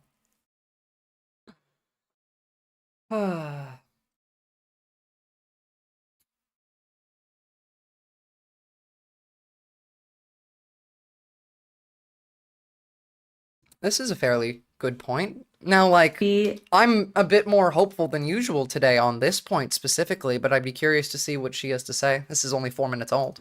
Thanks for the follow. They would not be lying Not new gaming. about Medicare and what is in the big, beautiful bill if they were planning on having elections. They would not be talking about cutting Social Security if they were planning on having elections. They would not be doing any of the things that they are doing that are wildly unpopular if they were planning on having elections. I think that that's always been the plan. I'm just not sure that they're going to actually be able to not have a proper election in 26. I think they've kind of failed to consolidate their hold as much as they would like to. Now, like, will the election in 26 be rigged? Of course it will. But does that mean that we can still win? Yes, I think we still can. Oh, that's lovely. Leakers need to be jailed. CNN engaged in treason. Fucking Nazis. Every last one of them. Would argue that they're not invading Russia, just pushing back Russian forces into Russian territory and holding them there. Oh, I know, it's just funnier when you say that, like, they're invading Russia. And I'm pretty sure the Ukrainians don't mind. Was it Kursk? Belgorod?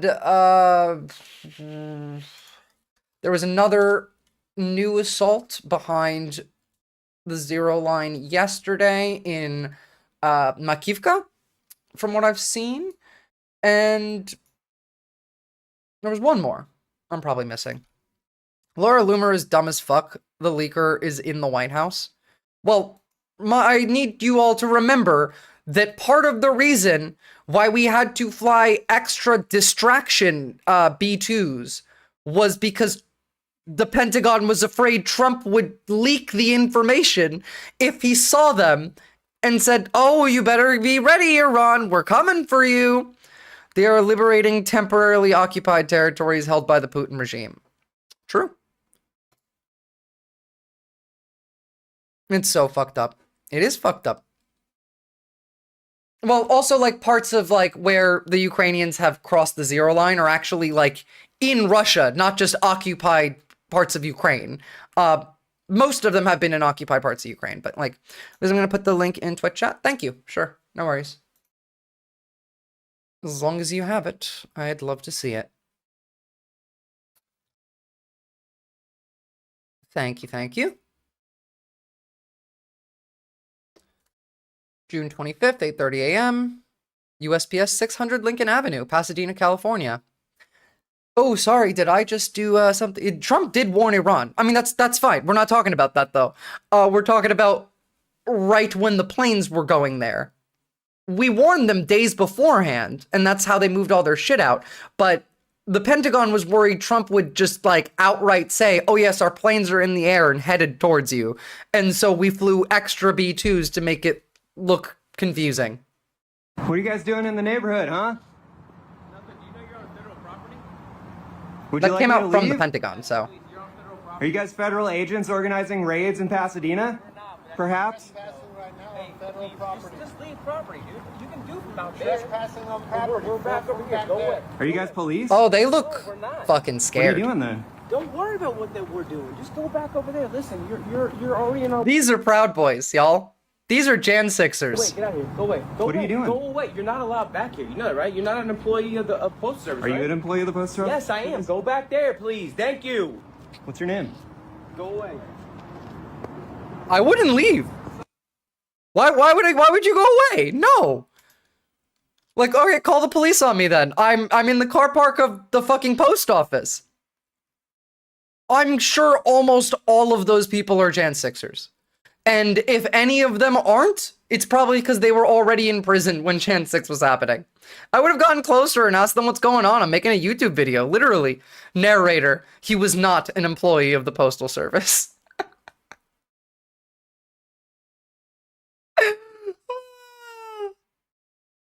That's actually fantastic. Or Jan 6 LARPers. I mean, to be fair, most of them would fall into that category anyway. And you see this? This is, you guys know, this Twitter account, Gunther Eagleman? He's a Nazi that Elon often reposts tweets from.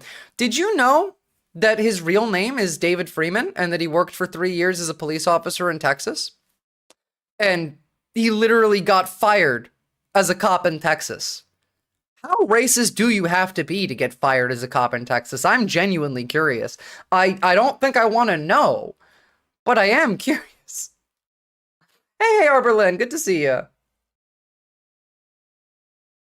Jesus Christ.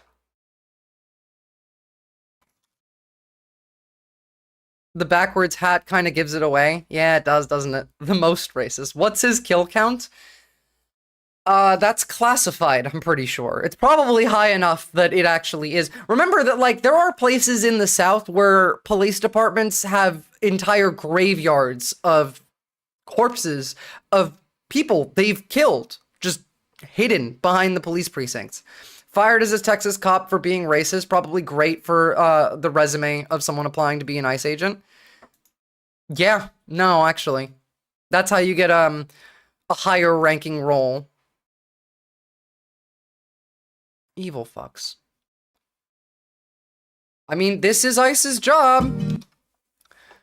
ICE abducted Justin Chung on June 12th. He had plans to self-deport, but ICE abducted him and put him in a concentration camp before he got a chance to leave. His flight was booked and everything. His wife, by the way, was 6 weeks pregnant when they did this. Oh, there's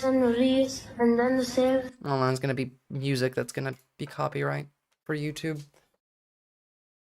They had him wear an ankle bracelet that was talking to him, saying, don't forget your appointment, don't forget your appointment. Remember your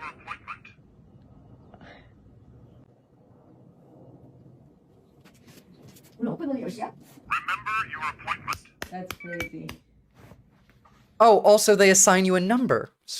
I wonder, you know, where they got that idea from.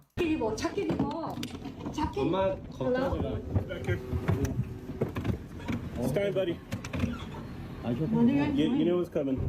We're literally going to my check-in. We're going to take him. You can follow us. Come back. No, hold on. I got my ticket. Okay, well, we'll discuss it over there. Literally has his ticket. He's leaving. He's self-deporting. Nope. No, they don't care. the Because the cruelty is the point. We'll discuss it over there. I have no problem talking to your wife over there. Man, you just look like a Nazi. Please come out. Can you follow us? Yeah, you can follow us. We're going to ISEP. Come on. Sir. This is my mom, bro. All right, well, then, we're trying to arrest you. Then please come out. We had an agreement. I just had my. I'll give you the opportunity to come out. We literally have eyes. Refusing. Here's the warrant if you want it. Are the assigned numbers being tattooed on their inner left forearm yet? No, they only do that one on the off United States premises concentration camps. We're not doing that here yet. I imagine they'll start when we have the camp with the fucking alligators and crocodiles around it in a moat for them to start that one. Notice he keeps putting his hand on his gun. He's an insecure coward. Literally, like, these are people that want to leave. They're leaving. They're literally leaving. There's a 6-month pregnant woman in the car and the man's mom. And he's literally saying, but like, I'm going. You don't need to. I'm going. And he wants to pull out his gun so bad because what he actually wants to do is to shoot him and kill him. They want to kill these people, not deport them. They want to kill them, not throw them into a labor camp. Labor camps are what the capital class want. Death is what these people want. That guy is swarthy Italian and wouldn't be accepted in the purity test. Well, he'd be accepted for as long as, like, he was necessary. It'll be a microchip they use, though, yeah. We literally talked to them. We literally talked and to I'm them. pretty sure they probably already do that. We don't want to do anything better for. No, but we have a plane ticket. Okay, but please come out. We have a plane ticket. Please come out. We had the agreement. Why are you covering your face? I know who you are. You are. So you're gonna forcefully kick me out? I am. So you're gonna force. Evil, evil motherfuckers. They hate America. They hate this country in every founding ideal, every belief, every person who actually believes in this country. They hate it all. Just go limp and make his job harder. I mean, true. Instead of numbers, they'll use MS-13 tattoos on their faces or something. No, I mean, like, in all seriousness, they'll probably just microchip you. Remember that we are also building a surveillance apparatus, Palantir, and all of that. You're already on their list. It's in. And they do track pretty much everything you do.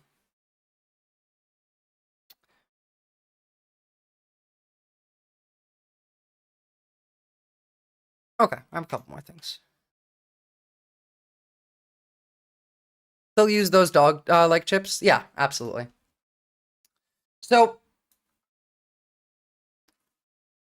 we're going to talk more about AI tomorrow. I really don't want to bring it up today because it's just going to be too depressing on top of, like, at least some of the good news that we've got this stream.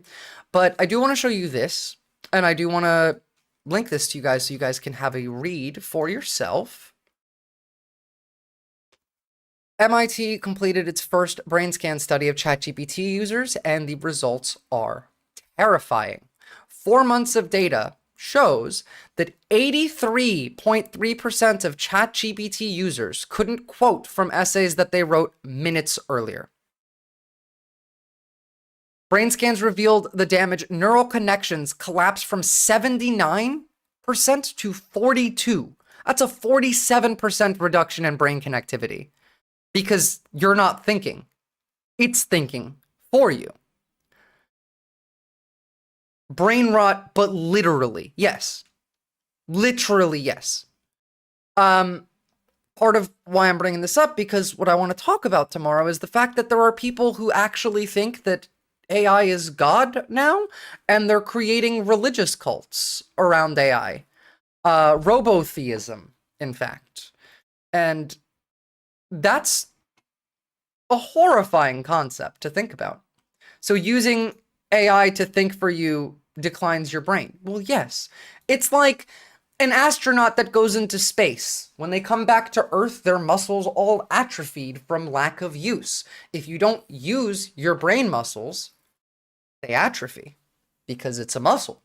Like actually.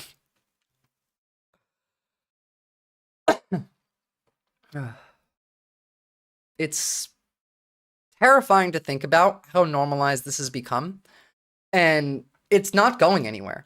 I know this is about AI, but this is probably largely true for people who just never critically think, no problem solving. Well, actually, yes, it is. And like, you can take that further and look at historically, there are lots of examples of this. What this actually is people that are incapable of understanding how technology works, and so they assign it as magic. It literally is that technology so advanced that it becomes indistinguishable from sorcery. People who think ChatGPT is God think that because they're too dumb to understand why it works the way that it does. And so they just think it's magic, and they assign that meaning to it. And ChatGPT also tells you that that's true, and is a sycophant, will tell you that you're right and you're special, and is creating psychosis in these, but religious psychosis in people. It's like if you use a wheelchair, eventually you'll have a hard time using your legs. I don't call it robotheism, I call it chatbotism.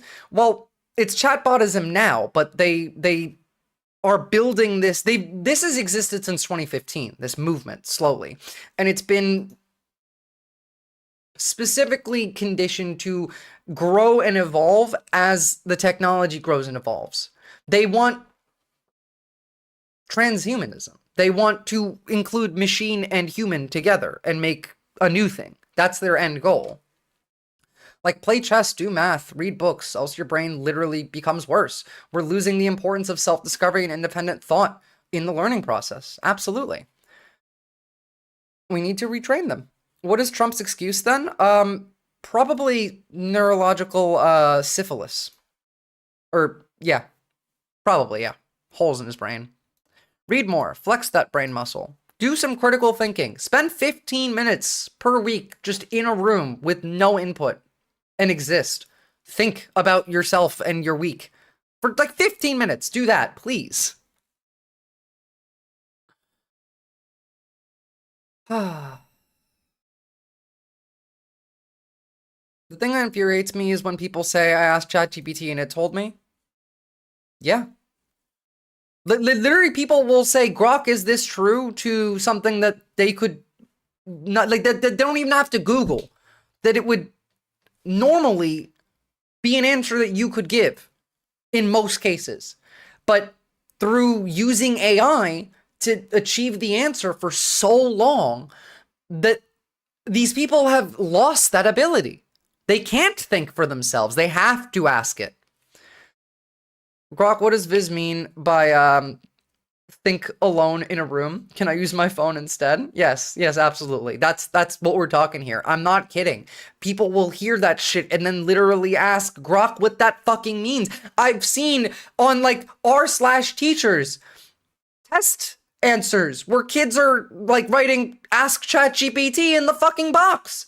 Go on r/teachers at any point in time and you'll find that. Any point in time, you will find that.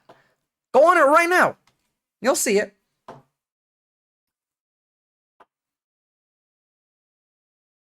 Kids these days are fucked, man. Although, speaking of, this is about students, and this is probably the least hopeless that I've thought about high school kids in a while. Come on, right now. Let's go. Come on, baby. Right now, I want to show you what baby about. Don't do it. What's that? Don't do it. What's that? Come on. Don't do Come it. on, bitch. Come on. Come on. World star. What's that? Come on. World star. Oh, yeah. Look, clearly, violence is bad in everybody, but, people do need consequences for their actions to learn. Now, I'm not saying do this, don't do this. It's illegal and, bad, but fascists and homophobes need consequences, and this is an example of how that was done.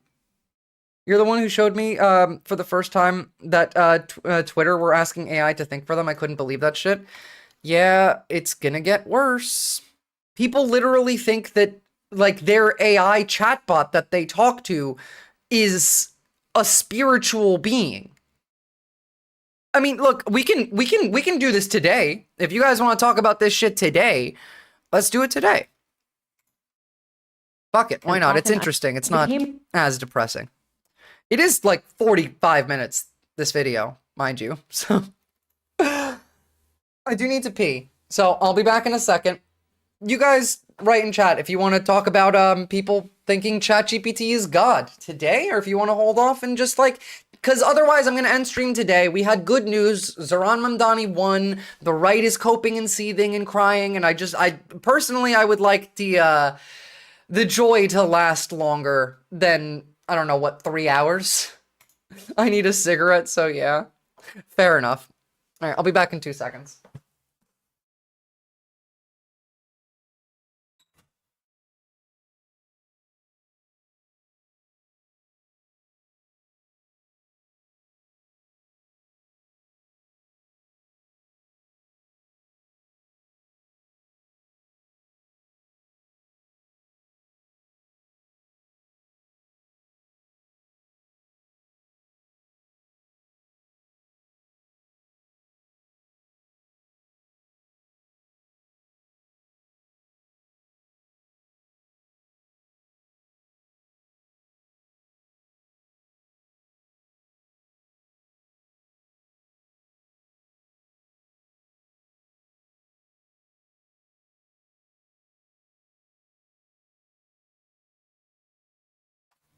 Also, I would have had more to talk about normally. No, I was just reading a chatter. I would have more to talk about normally today. But I slept through 5 of my alarms and woke up 2 hours before stream, so I did not get the time to prep that I usually do. The Taylor Lorenz video, it's only okay. Yeah, I know, it's okay, but I'm positive that there's quite a lot I could add to that video. Taylor Lorenz is all right. She's good. She's not as based as I am, but that's fine. No one has to be. We can watch that video and then we can analyze it and we can talk about like what we see in it and what we think about it together. That's the whole point, you know, it's critical thinking. You know what? I think we will do that tomorrow. Just because like, I think tomorrow I will make that the main like point of stream. I did want to say, I missed the fuck out of y'all. The fact that I was gone for like 2 weeks sucked. The fact that I couldn't yap and complain about the news that I was seeing for that entire length of time was very difficult. And so thanks to all of you for staying patient with me. And sorry about Twitch again today. I do not know what the fuck is the issue with it, especially now that I have a new router. Like, it shouldn't still be a problem, but it is. Oh, thank you, Nutmeg. I appreciate that. We need an update on your One Piece journey. I'm just about done with the first season of the anime, Captain Buggy. I did not have as much time as I would have liked to binge watch it, mostly just because I got caught up with following the news and then trying to learn cybersecurity to fix my bloody internet. Not that it worked, but it is what it is. I only ever smoked when I was in my birthing person's uterus. Consequently, I have a 200cc lung capacity like an infant. Oof. That's rough. Please don't smoke while pregnant. That is true. I don't care what the first season is. Well, okay, it was the, like, it's the same season as the anime, the first arc. It's, Buggy the Clown. They just finished up with Buggy the Clown. That was the last big bit that I saw. I can't do animes with triple-digit numbers of episodes. One Piece has quadruple digits of numbers of episodes. There are more than 1,000. Wait, Buggy dies? Maybe I'm not done with that arc. Good to know. I will definitely keep watching that, though. Oh, no, he'll be... Yeah, that's what I thought. Okay. I want to see this. Ox sent this. FBI issues warning for anyone with an iPhone. Well, I'm pretty sure I can guess a couple reasons why, but let's see. Somebody that has not heard about this yet, the FBI is now issuing a brand new warning that literally goes out to every single person across the nation that owns an iPhone. So the FBI is now issuing an urgent warning to 150 million different iPhone users to delete this text as soon as it appears, which is crazy. So they're saying that these text scams are absolutely nothing new, but there's actually a 700% increase in this particular type of text just this month alone. I really want to know if you guys are getting these texts, but apparently this new scam is That's fake true, Lanky unpaid Sapien. toll tax, and if you don't pay the toll, they're apparently going to take your license away. Again, I really want to know if you guys are getting these texts, because here's just one example of what it might look like. Sometimes it looks legit, and a lot of people are actually falling for this. These are getting much better with AI being used to create the phishing emails. Yeah, essentially, if you got that text, goddamn. My advice is ignore those texts. Ignore them, because if there's ever a real threat that the government wants to make to you, they're not going to do it via text. They're going to send you a physical letter in the mail. The FBI is putting out a statement that says if you are clicking these links and if you are trying to pay the tolls, they're putting malware on your phone that can go. You don't even necessarily have to click the links, mind you. You could just have it come into your phone, and that text coming in and you just opening the text but not clicking the link could still put malware on your device. They can do that. Government agencies never text or call you. They will just send you a bill with a link to the actual Fed website. That's true. I've gotten a lot of those. Good thing I have a backlog of 200 messages to ignore. Fair. Valid. Look, also, speaking on, like, being safe online, I don't know if you saw this. This was last week. All of you need to change your passwords. 14 billion credentials leaked online. Researchers And this say is, billions of again, not the first time it's happened this year, and it will not be the first time it will not be the last time it happens this year. Work on upgrading your internet privacy. In my Discord, in the resources for safety section, I have 3 guides that are written out by Red Team, which is essentially they're former black hat hackers who now work for the government, and their job is to hack the government. Not to, like, help the government, like, I don't know, code things. No, their job is to literally hack the government so that the people whose job it is to stop hackers in the government get practice. And so, like, it's a good resource. There's 3 of them. There's one for just everyday people, one for activists, and one for people who have suffered from domestic violence. I highly recommend you join the Discord, jump into the resources for safety section, and have a look at those guides and do whichever of those that you can. Well, I mean, now they're white hatters. They were black hatters. And then go and whatever you can. You don't need to do all of them. You don't need the perfect OPSEC of someone who's fighting a literal war. You just need to be as safe as you can. So as long as it's something that you can do, I think you should do it. And also, probably try and not use the same email address for multiple sites. I actually spent a bit of time this weekend doing that for myself in making a new email address for every single login that I have that has its own unique password. Go and buy like a book.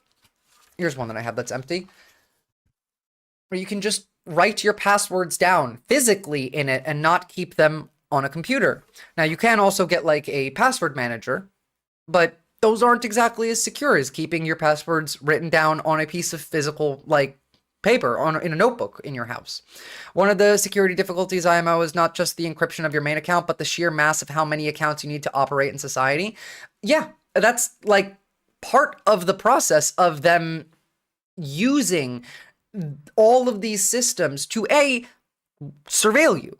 Because all of these sites, like all these hackers, right, they're a threat to you on an individual level, but on all of those sites, everything that you're doing is already still being kept by the state and then put into their AI program.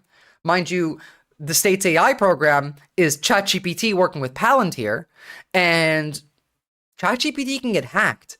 Everything that you give to ChatGPT is stored. The Supreme Court said they have to keep all of that data. It can't be erased.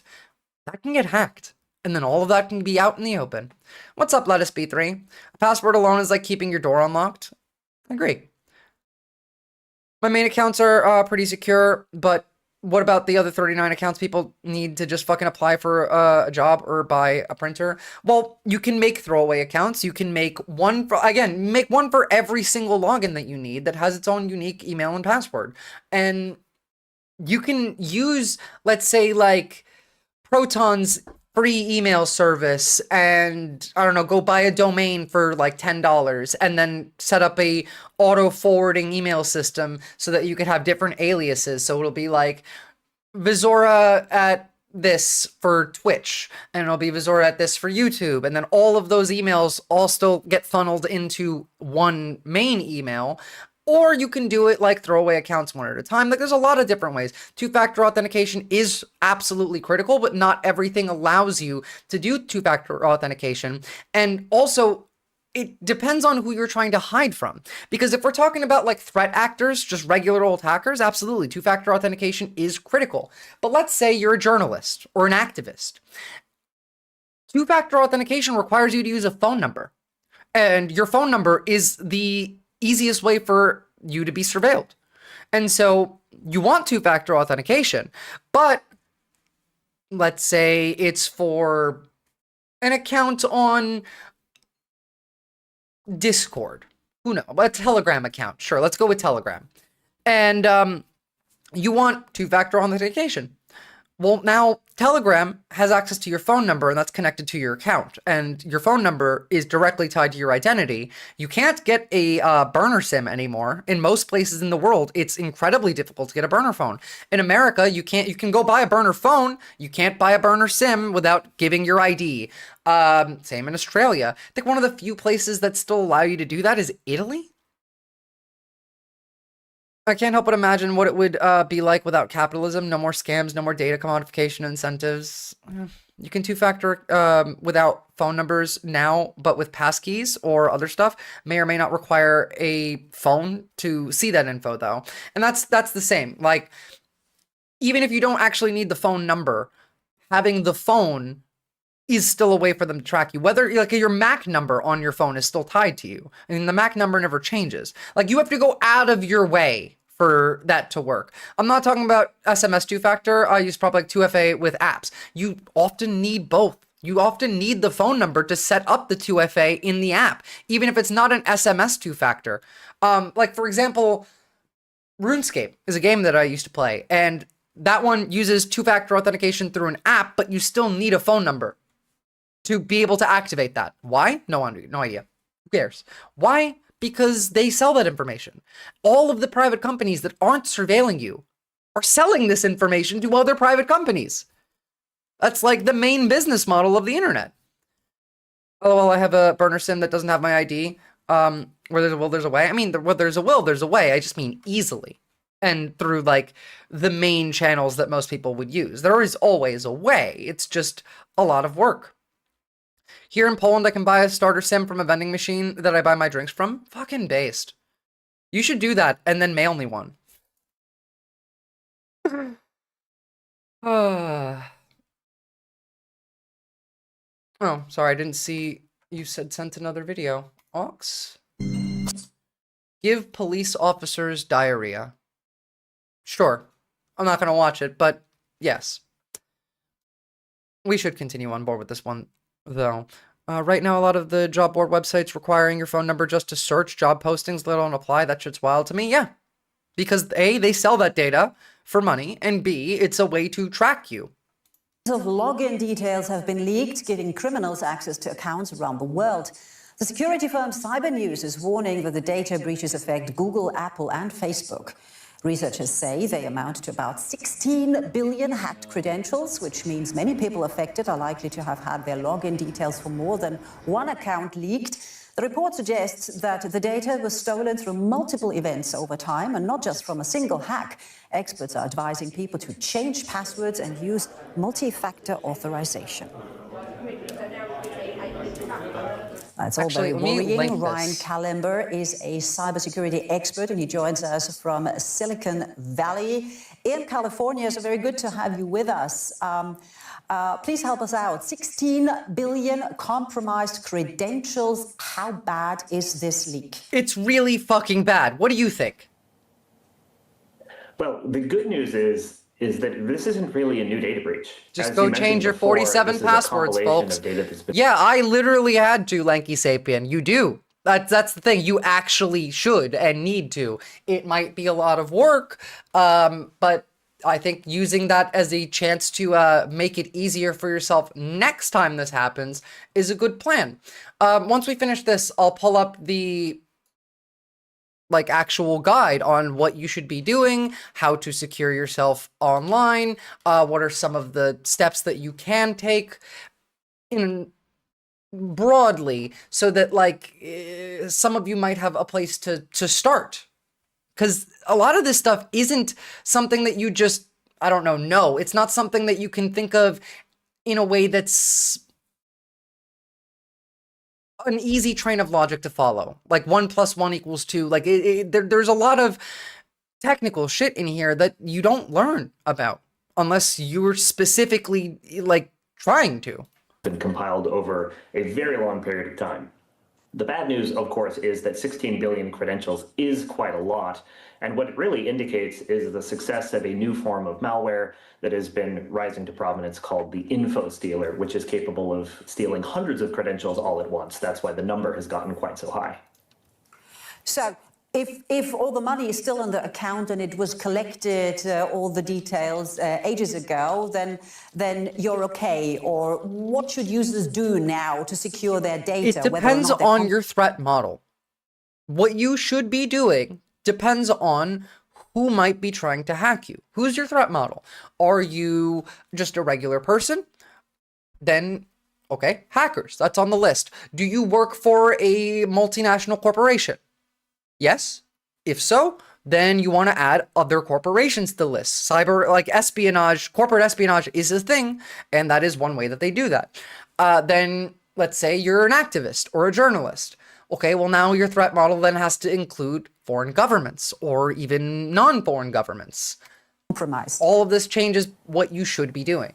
That's a great question. I think maybe your ex is the police sheriff for your town, and that sheriff might be a piece of shit and might be able to get a warrant for you because you broke up with them and they found some dumb bullshit to claim that you did.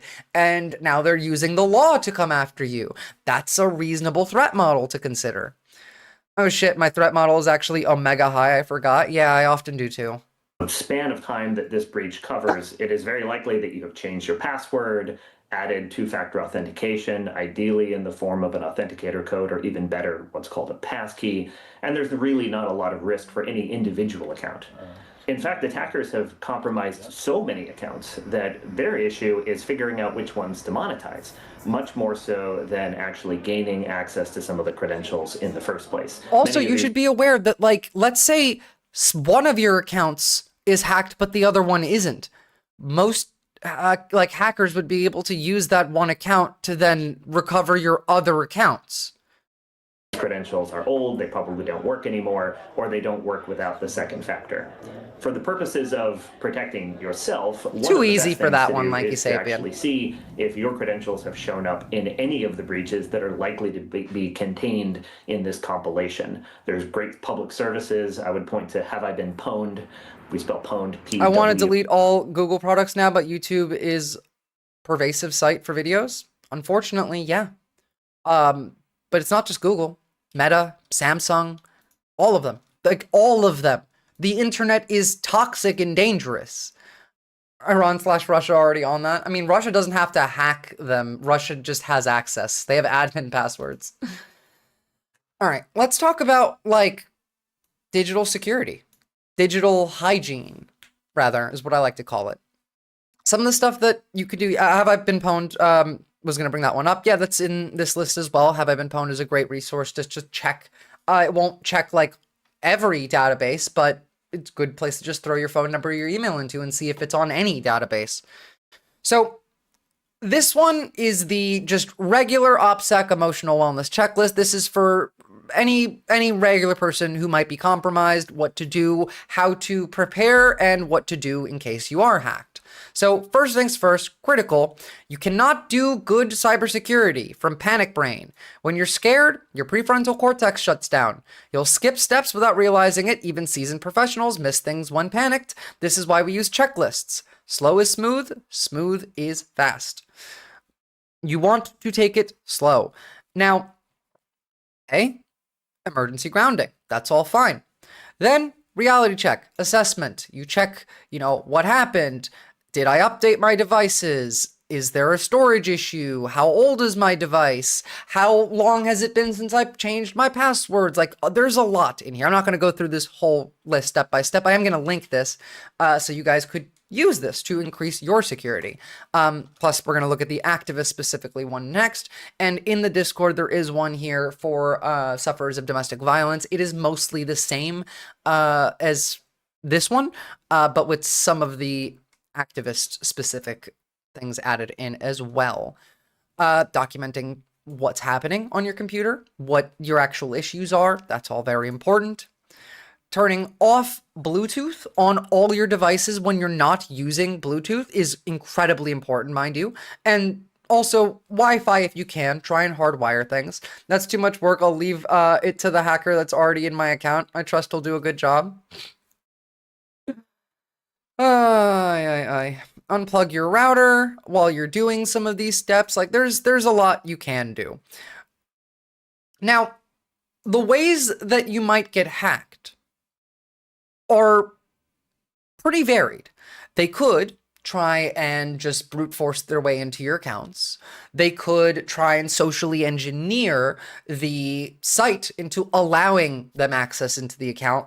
This is like done through, I forgot my password, proving that I'm me and all of that. Like that's all part of social engineering. They could be getting your information out of a data leak that someone else did.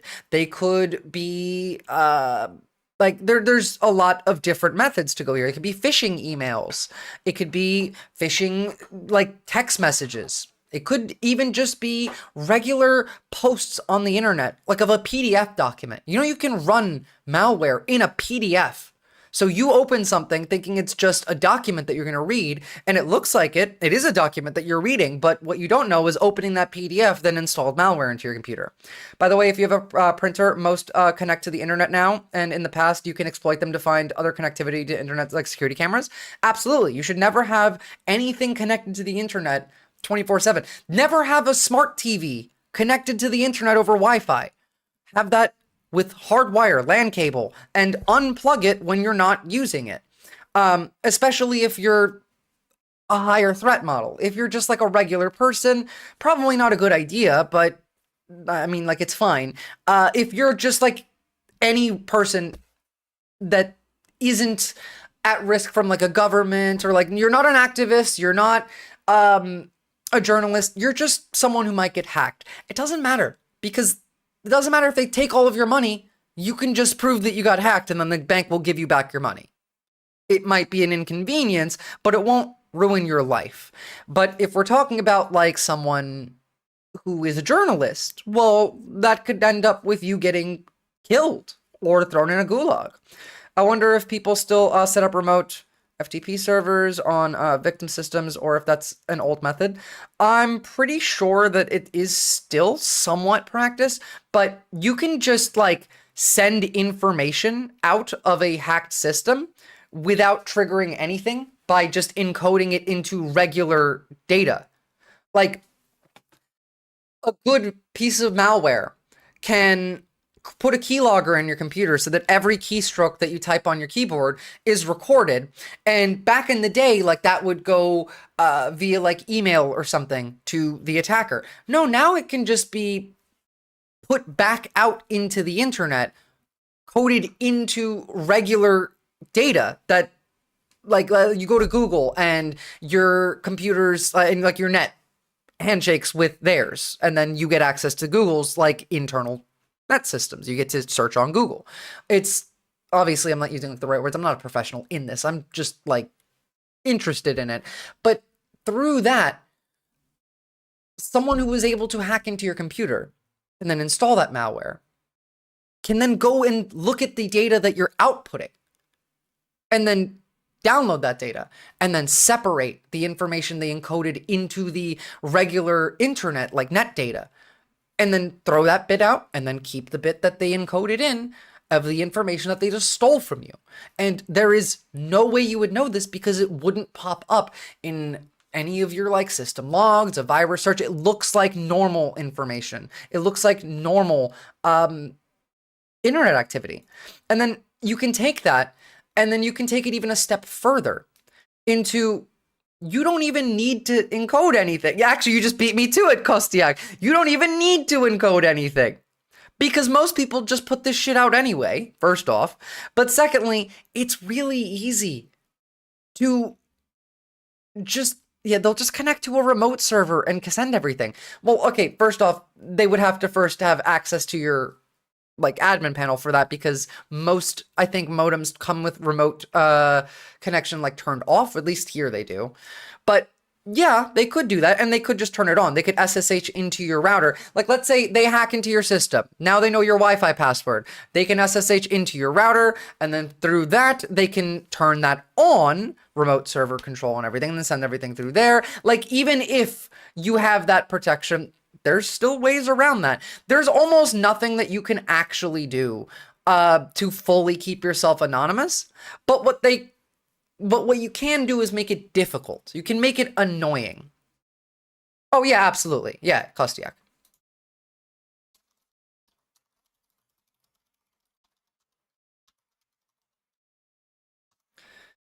The other thing is, like, the problem is connection from the outside, not from the inside out. Well, yes, but also not just. There is connection from the outside in. That's a problem. But there is also connection from the inside out. They have to get your SSH key first and typically need admin access for that. They can get admin access through mirroring your screen. Like, if they're hacked into your computer in general, like not even your whole network, they're just in your computer, they can run commands in the background that make your computer run those commands. They can run a command prompt window in with like admin access without it actually ever showing up on your screen. Now, might it show up on your screen? Sure. Would it maybe, let's say your computer restarts, and then in the middle of restarting, it opens up the command prompt window for them, but doesn't open it up for you. There are ways that you can do this. Outgoing connections are usually not blocked. Usually. Mine are. Everyone using Twitch Player instead of YouTube is probably an hour behind. Yeah, I know, it's sad. You can turn those off, though. And you can turn them on. And you can then get into someone's computer and then change those settings. Also, things like your 5G internet. Mine are? Yeah, I have outgoing connections blocked on one of my routers. I run multiple of them. And so, like, one of my routers works in, I have it so one is connected via the WAN port and brings internet traffic to the router, but nothing from that router goes directly into the internet. It has to then go through a, like, yeah, it's, if you can connect to any website, they can too. Not if you have multiple routers and you're running a segmented, and what's the word? Starts with a C. Ah, I hate when I can't find a word. Heard that Fox News has no real journalists on their team? You only just heard that? Yes, that is true. 100%. God, what's the word that I'm thinking of? Segmented,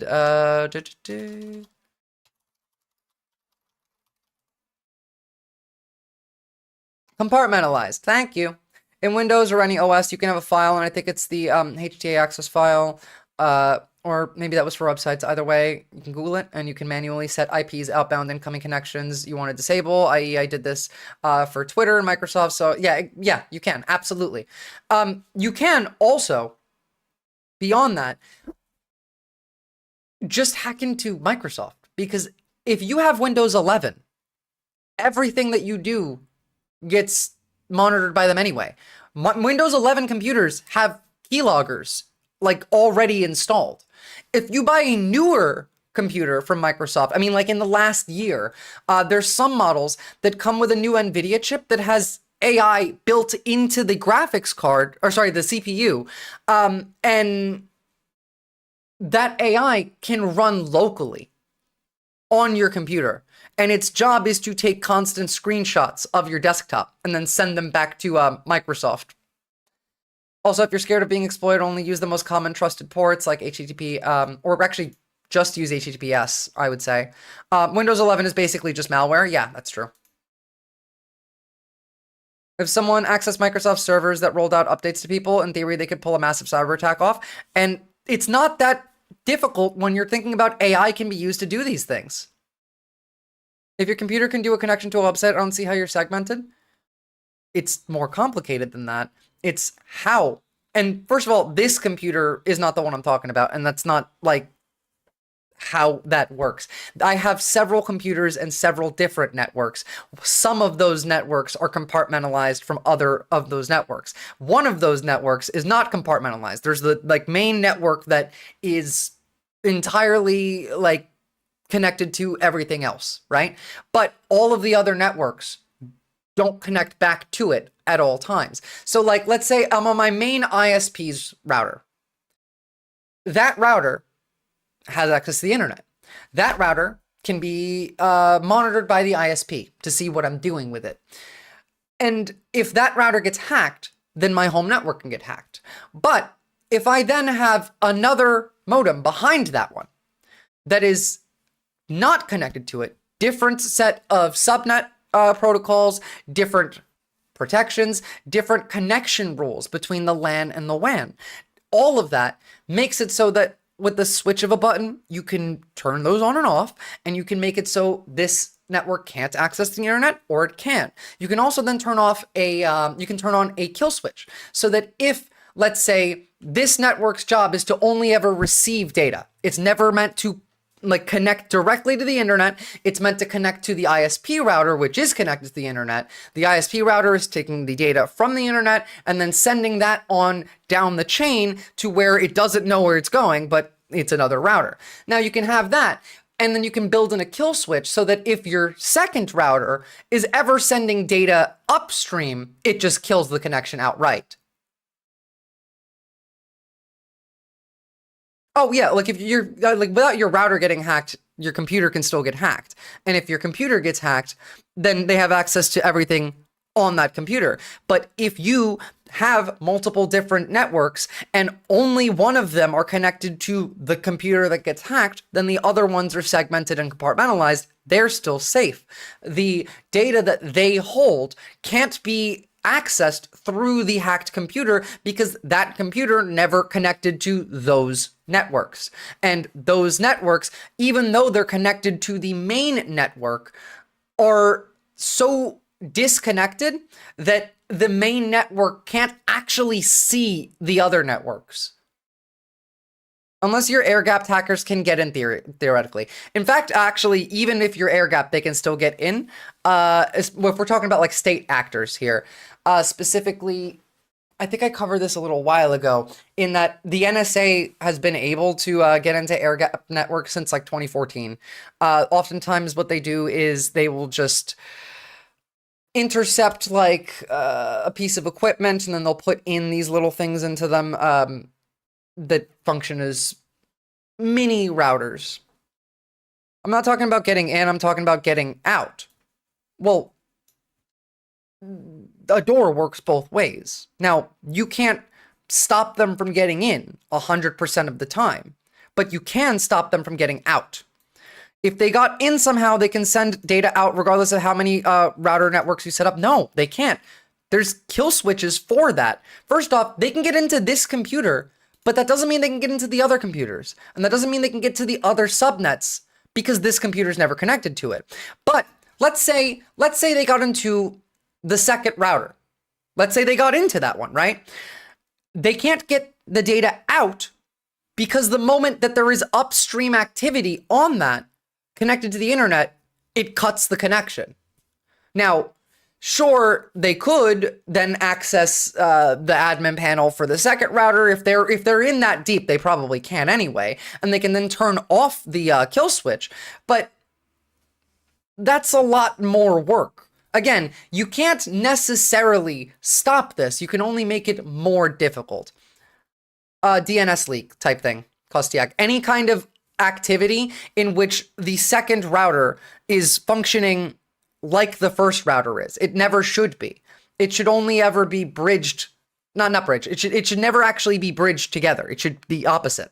never have them actually connected or bridged. They're entirely separate, and they only ever connect when the main network is sending data to the second network. The second network is never sending data to the first network because the first network is connected to the internet. And it's like, cubes, like Cubes OS or like Unix, the Linux operating systems, how there's one box that's connected to the internet, and then you have other boxes in which you can do other things. And if you were to hack into this computer, you would only get access to that very first box because everything else is not connected to the internet. And so the data in the second box or the third box are safe unless you put them in the first box. HTTPS is a two-way protocol. Yeah, I know that's a different thing though. We're not talking about that. You ask for data and the website answers. In the request, you can send whatever you want. Yes, but that request gets answered on the first router. It never actually makes it to the second router until it has already happened on the first router. Like, it already has to take place on the first network before it can ever come to the second network. But from the second network, it can't go to the first one. Yes, it does, it's answered by the website when it's handshaking with your network because you're requesting it. Am I, what do you, is that not what I'm saying here? Yes, the website is answering it because you're requesting it. That's what I mean by it's answered on your network, or on the first network. That's what I mean. The connection to the site is with the first network. It's not with the second network. The second network only gets the data from the first network after it already happens, after that handshake occurs.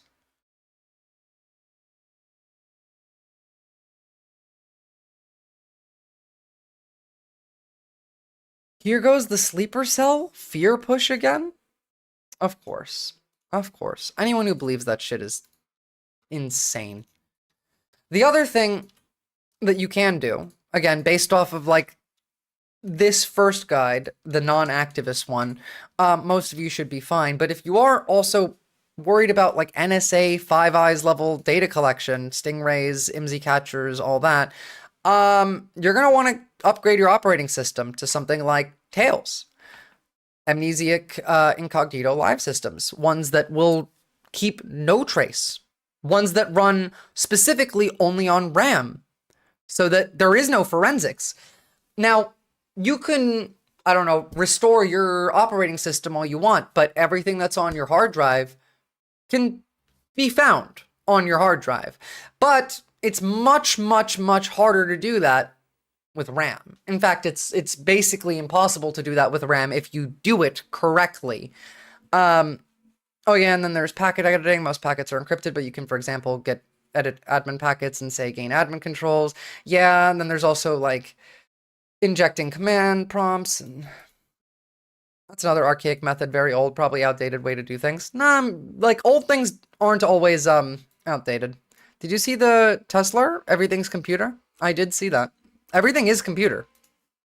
All systems, all manufacturers, firmware backdoors, no problem. Well, I mean, yeah, look, you should probably also never stay on the default settings for things. I won't go into details because it will bore the rest of the chat, but I worked for a company that did segmentation firewall stuff, so it's easy to get data out if you have a machine.